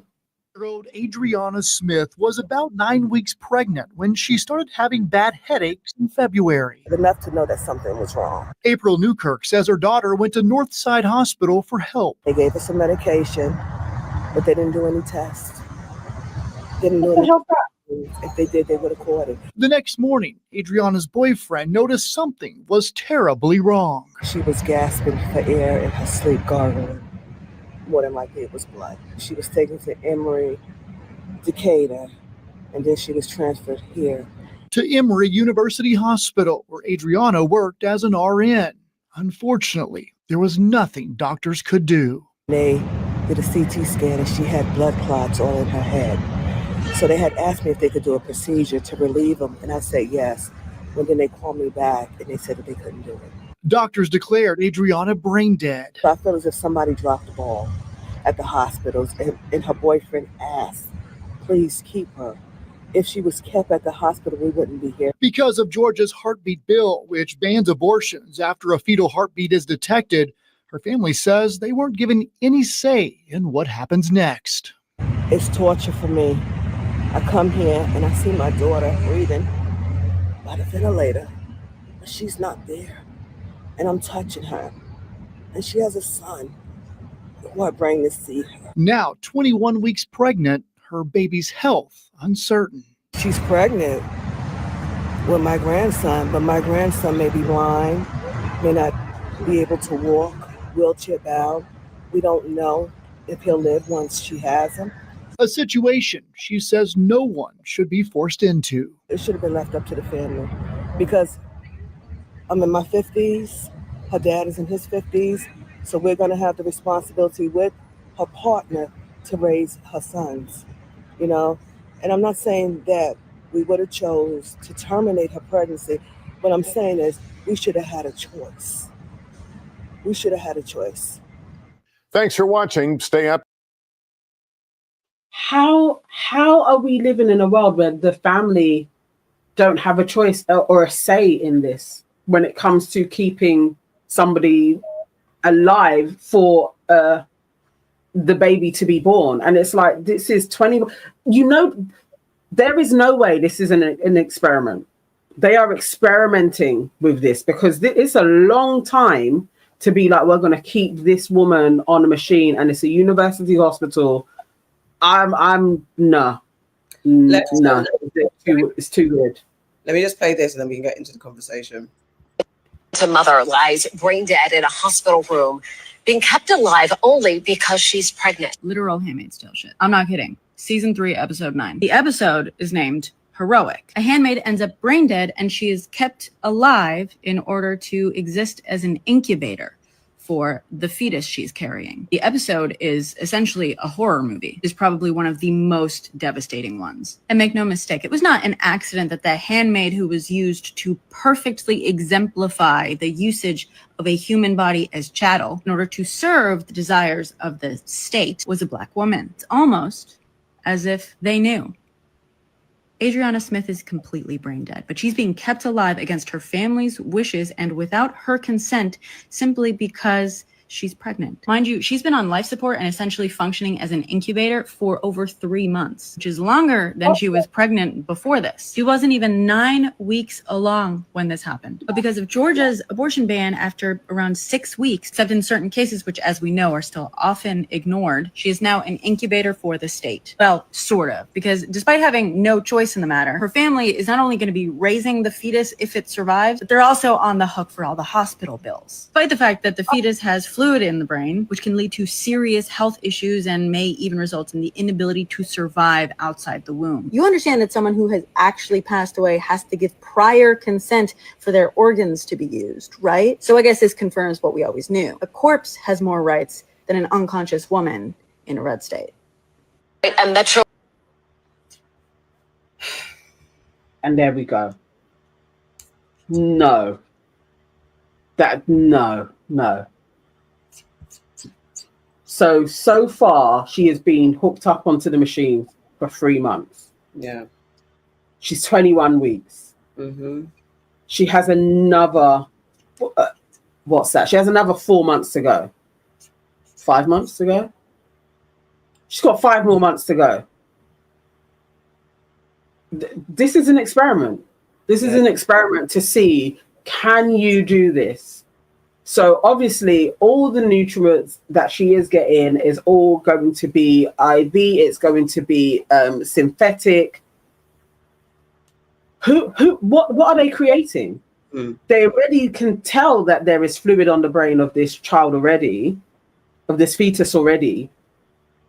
Come on now, no, this is crazy. family can't even go into grieving mode. And you didn't ask them, but you called up the mum and asked, can we do brain surgery? You got permission that way, but no, come on, this is crazy. Everyone, exactly that. That the family has to also pay the medical bills is out of hand. It is wild. This. I mean, and again, like, I don't know the facts on that. This is what this woman is saying. Let's get the facts on that. Will they have to? Because the fact that the everything's been kept going in order to incubate the baby and take the baby to term, that's out of their hands. So why would they be responsible for the bills? And I'm not surprised if it is the case, but let's get the facts on that, because that is also out of order. Because why are you something that you haven't asked for, that you have no rights in? That's what you're being told, that you have to pay their bills. I mean, even if you don't have to pay the medical bills, when that child goes to term, they're handing that child over to you guys as the family to be like, okay, here's you go, here's your kin. You don't know what profound damages have been taken. You don't know what the long-term effects of this are, but that's my responsibility. And I haven't actually even been consulted or given consent to this practice happening with my child. That part. No, this is crazy. And you know that all the notes are being taken. Do you know that this is literally an experiment, and then they're going to see. And it's exactly that the baby may be heavily disabled, right? Yeah. And when you're not prepared for this, and it's not even that. Sorry, and when it's not your child, so it's not like you've got forewarning and you can prepare. Like, we're going to have a child that's alternatively abled. What kind of things do we need in place? This, now you've lost the mother of the child, that's your family member. Now you're potentially going to have to take care of a child that needs a lot of attention. Possibly, you don't know the range of attention, and it is expensive. Looking after a child with alternative abilities is expensive, and the more dependent they are. Because what are their day-to-day lives? What's their financial situation? Can they take care of a disabled child? Because it's the schooling, it's the caring, it's the nursing. If they are wheelchair bound, and we already know how difficult it is if you've not got the right insurance, paying for things, equipment. Do you have to modify the house to accommodate the child as they grow older? Who has got the time? If you haven't planned to have a child and you have a child placed as your responsibility, who has the time? How are you going to work? Do you have partner to support? All these things to be considered, but yet those people who are pro-life, and God bless your argument, but this is wild. This is now inhumane. And as she said, a corpse has more rights, because if I go and mutilate a corpse, I'm going to jail. Yeah. Do you know what I mean? Like, yeah. You can't do that. It's insufferable. And you know, as everybody is even saying, you know, this is what people voted for in various different ways. You can talk about being pro-life, but then you're not pro the life that comes along. So when the child actually is entering into the world and they're here, where's the support then for the family? That's the thing. Oh God. Yes, they did do it to Henry Lack. There's been so many black experiments on black people, and there's probably more that we do not know about that have come to light, but there's loads that we don't know about. And especially even in prisons, you got to wonder about prisons, where people go disappearing in prisons. You know what they're doing. Even the medication that they put in prison, you know, allegedly, my theories. But you just don't know. You just don't know. I think so. There is something, I mean, still, I think in America, it's similar to ours, maybe slightly marginally better, that it may be 3 times more likely that you're going to die in child labor as a black person. But when she went to the hospital and they didn't do thorough examinations and basically like sent her home, there's something in that. Now there is the going back to the hospital when it's elevated, them doing these procedures, all of it to me just sounds so suspect. It just sounds like she may have provided the perfect situation for them to see, can you have a human incubate with all of our machinery, medications and everything else to term, and the baby survive? It just feels like a hypothesis is being experimented with. Yeah. 100%. And then if she can go to term and the baby somehow does survive, okay, how damaged are they? And if this is a thorough miracle child and everything is okay, then they can run this, can't they? Then they could be like, okay, so with her brain damage, but her organs were functioning. This is what we. It's an experiment. Yeah.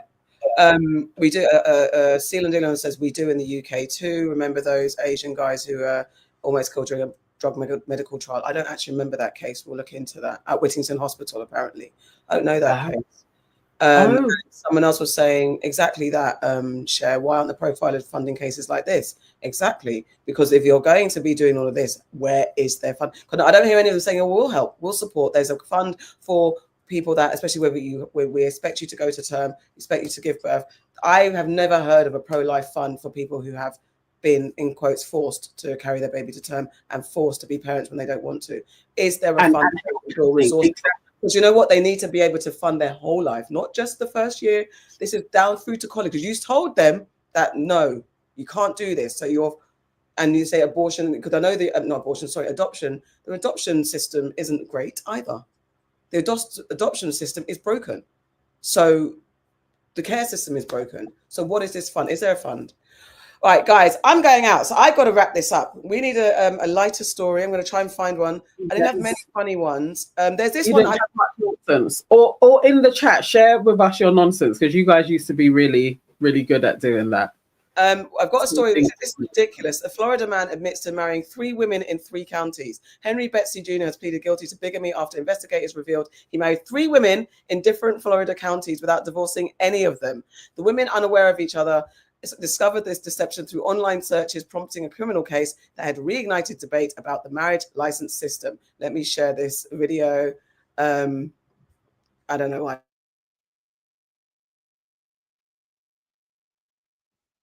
Oh, you know what? Just for that last one, Kay has said her mother has expressed fear that the mounting expenses on top of the emotional toll will devastate the family financially. She's launched a GoFundMe aiming to raise $275K. I mean, that's a GoFund we get behind, not racist ranting women at children. I tell you that much. So, okay. Let me play this ridiculousness. Charges for marrying 3 Florida women in 3 different counties at the same time. Tonight, those women are speaking out, saying the system that handles marriage licenses kept them in the dark. There are no safeguards, and that I feel like that's part of where the system failed. He took each one of us to a county over to get married in. If the counties did talk, that would have saved me a lot of heartache, a lot of money, a lot of stress. I-Team investigator Adam Walser breaks down how this could happen at a time when online records can be viewed with a few clicks of a mouse. A wedding usually signifies a lifetime commitment between 2 people embarking on life's journey. But these 3 Florida women learned they were on the same journey with Henry Betsy Jr. at the same time. This is Henry's mugshot, which is the most recent and clear picture we have of him. Michelle married Henry in Hernando County in November 2022. I met him on Match.com. We met in early November. How soon did you marry Henry? It was very short. It was very soon. It was within about 3 weeks span. Henry was still married to Brandy, who married him in Manatee County that February. Brandy asked us not to show her face to protect her job. I met him on a dating app. The first time I'd ever got on a dating app. He said all the right things. When Brandy married Henry, he was still married to Tanya, who obtained a marriage license in Gadsden County in November 2020. Tanya asked us to blur her face because she's a domestic violence survivor. You know, meeting him on a dating site and the way he portrayed himself, he sold the perfect person when in reality he was none of those things. I, Mr. Betsy, raise your right hand. You solemnly swear to affirm any testimony you giving the truth, the whole truth, and nothing but the truth. Yes, sir. Michelle gave us cell phone videos of court hearings. Henry Betsy Jr. was arrested for felony bigamy last year after Tanya figured out she wasn't his only wife. I just started county by county putting his name in, and that's when I came up with the marriage to Michelle and the marriage to Brandy. She found me and she messaged me, and I had no idea that she was actually still married to him. I'm just looking because it's so bizarre we never get discharged. The wives say marrying Henry was easy. You go to the records division. You apply for a marriage license. They take your information. They take a copy of your photo ID. And we got married right there at the courthouse. No questions asked. There was nothing that was flagged in the system for him having already 2 prior open marriage license. I did the paperwork and got married all within 15 minutes. In Pinellas County, 2,000 people get married at courthouses each year. There is a 72-hour waiting period for Florida residents, but that can be waived by a judge, and there is no required wait for people from other states. Pinellas County Clerk Kim Burke says Florida makes it easy to get married because the state is a big wedding destination. Does it surprise you that someone was able to be married to 3 different people in 3 different Florida counties at the same time? Well, it does surprise me, but unfortunately, there's not really safeguards to find that out. Burke says marriage applications are based on the honor system. They swear that the information on the application is correct. And one of the things they have to show is that if they were married previously, how did the marriage end? Either was death, divorce, or annulment. But licenses and marriage certificates aren't compared to documents in other counties when they're sent to the state. Because if there were safeguards in place and there was cross-referencing on different counties here in the state of Florida, none of this would have ever happened. His wives, who met Henry on Match, Tinder, and Stir, recently found his profile on another dating site while he was still legally married to them. Looking for a beautiful woman that understands the ups and downs of life, is trustworthy, and no games. His wives say they later came to believe their marriages had more to do with money than love. The day we got married, he was like, well, we need to make your bank account a joint bank account. We were either divorced or about to be divorced, maybe coming into something. Child support, alimony, anything that comes with, the extra perks of marrying a newly single divorced woman. So he hit the jackpot here. He did, 100%. Henry's financial situation appears to have taken a turn for the worst. Do you have any source of income presently? No, no, sir. Do you have any money in the bank? No, sir. Michelle and Tanya say they escaped their marriage and obtained domestic violence orders after Henry became abusive. Brandy says she kicked Henry out of her house after just 5 days of marriage. Henry finally filed for divorce from Tanya following his arrest and is now seeking annulment for his marriages to Michelle and Brandy. Do you think there's any need to do anything else to prevent this type of thing? I just think it's too hard. I mean, as much as we have records and so forth, people are very transient. You can get divorced in another state. Henry's wives are hoping he'll be convicted and spend time behind bars. It's a potential that he may just walk away with probation. And that's what's really hurtful, is there's no accountability. There's nothing that is going to stop him from doing this again. Henry Betsy Jr. has pleaded not guilty to the felony bigamy charge and has another court hearing later this month. We reached out to him, but he declined through his attorney to comment. I'm I-Team investigator Adam Walser with photojournalist Randy Wright, taking action for you. Henry Betsy Jr. Henry, the sweet with the green eyes. He's the green-eyed green-eyed bandit, strikes 3 times. And he's definitely, and the thing is, I'm sorry, women, I bet you one of them will be like, okay, Henry, I'll take you back. Listen, those 3, they may be over it. There is somebody that has seen that report and is like, I can change him. Yeah. He's looked at those green eyes and was like, I can change him. Yeah. He is getting pum pum right now. Like, dude is gonna be out here. He's gonna be out here marrying people all day long. Like, he got married after 3 weeks. He didn't even have to do lyrics for that long.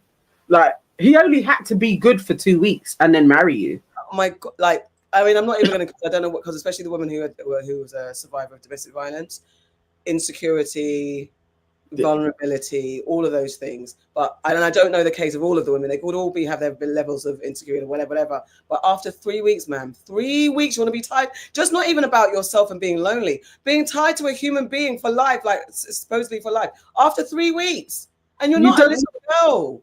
These are big, hardback women. Oof. Like, he obviously is from they found him on another site, so he must be chirping all day long. So he's just building through who's the most insecure.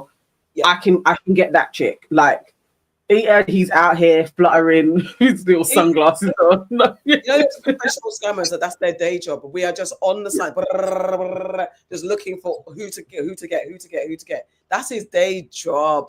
Look, your bank account needs to be joint, so he's not even slick. Yes, you did say hardback women. You saw even behind the fuzz. You saw they were hardback women, man. Yes, we did. KW, I was trying to save the plantation until next week. As far as says she's got a story about that, so I didn't want to do a double. So we will do that next week and get into it because I think we definitely think the ancestors are talking loudly on that one. But I want to give it some more time. My time is slightly ticking away. We have to go and quickly freshen up and go out. So yes, we will get into the antebellum situation because I want to deep dive into that. You know what Christian J said? Oh, so he has a penchant for white women. Thank goodness, because black women have suffered enough. Honestly, honestly, let him stay over there. The one time I'm like, black men do better. God, and do you know what? No woman needs to be taken down and hurt by anybody. However, leave us alone. We've been through enough, as said. I mean, he's also shit at it. Yeah. They all find out about his nonsense very quickly. Like he's shit at this. Really, he's probably got worse with age. he couldn't even help it. He knows himself. How old is he? I didn't actually get his age. How the hell old is he? Because Uncle, you don't have. Why are you doing this still, Uncle? I beg. Let me try and find his name. Find his age. Out here finessing women. He must love a marriage. He must love doing a wedding. Like I mean, I know they're quick. I can't even believe that you go to the courthouse, you fill in some forms, and then you can just have a wedding. That just sounds crazy, but you know, it is. I mean, that's ridiculous. All right, guys, that has been news and nonsense. Can we get some thank you? We've got to go back to our. Can we find our super chats and thank yous? Oh my God. Okay. All right. So you know what? Bardi kicked this off. Yeah. Bardi Gang comes in first with $9.99. Thank you so much. Then we had Ashes to Ashes came on with $19.99. Thank you. Then Yvonne blessed us with £10. Whilst moderating and blessing. Thank you so much. And then we have Fire from the Sun. My big sister gave us £10 as well. Thank you. And then we have Rebecca Cooke. She gave us £5. Thank you. Gave her a second scream. Kristen came in with $9.99.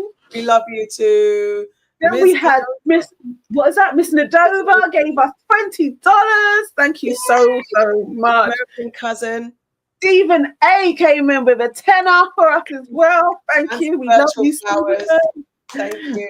Little Rock gave us £10 as well. Thank you so much. Last thing we did receive. Sora blessed us with €5 as well. Thank you. For the reaction, thank you. We had Rianne Paris Wright give us £10 as well. Thank you so much. And always with us, Judy B blessed us with $4.99 as well. Thank you, Judy. Cher came on board and blessed us with £20. And we promise, please, I beg, don't eat sardines and rice for the rest of the month. Please, come and get some jollof. Please, I beg. You know what? AK's jollof is actually the best. It's the best jollof rice ever.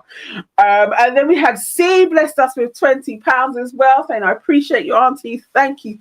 And yes, we are on the road to 10K subs, and we've got to do something special when we get to 10K as well. We definitely do. And then we had KW blessed us with £5 as well. Thank you so much. Jordan Parker also blessed us with $5 as well. Thank you.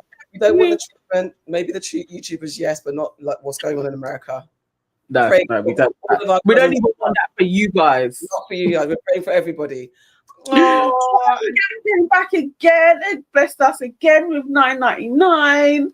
Bless him. Thank you.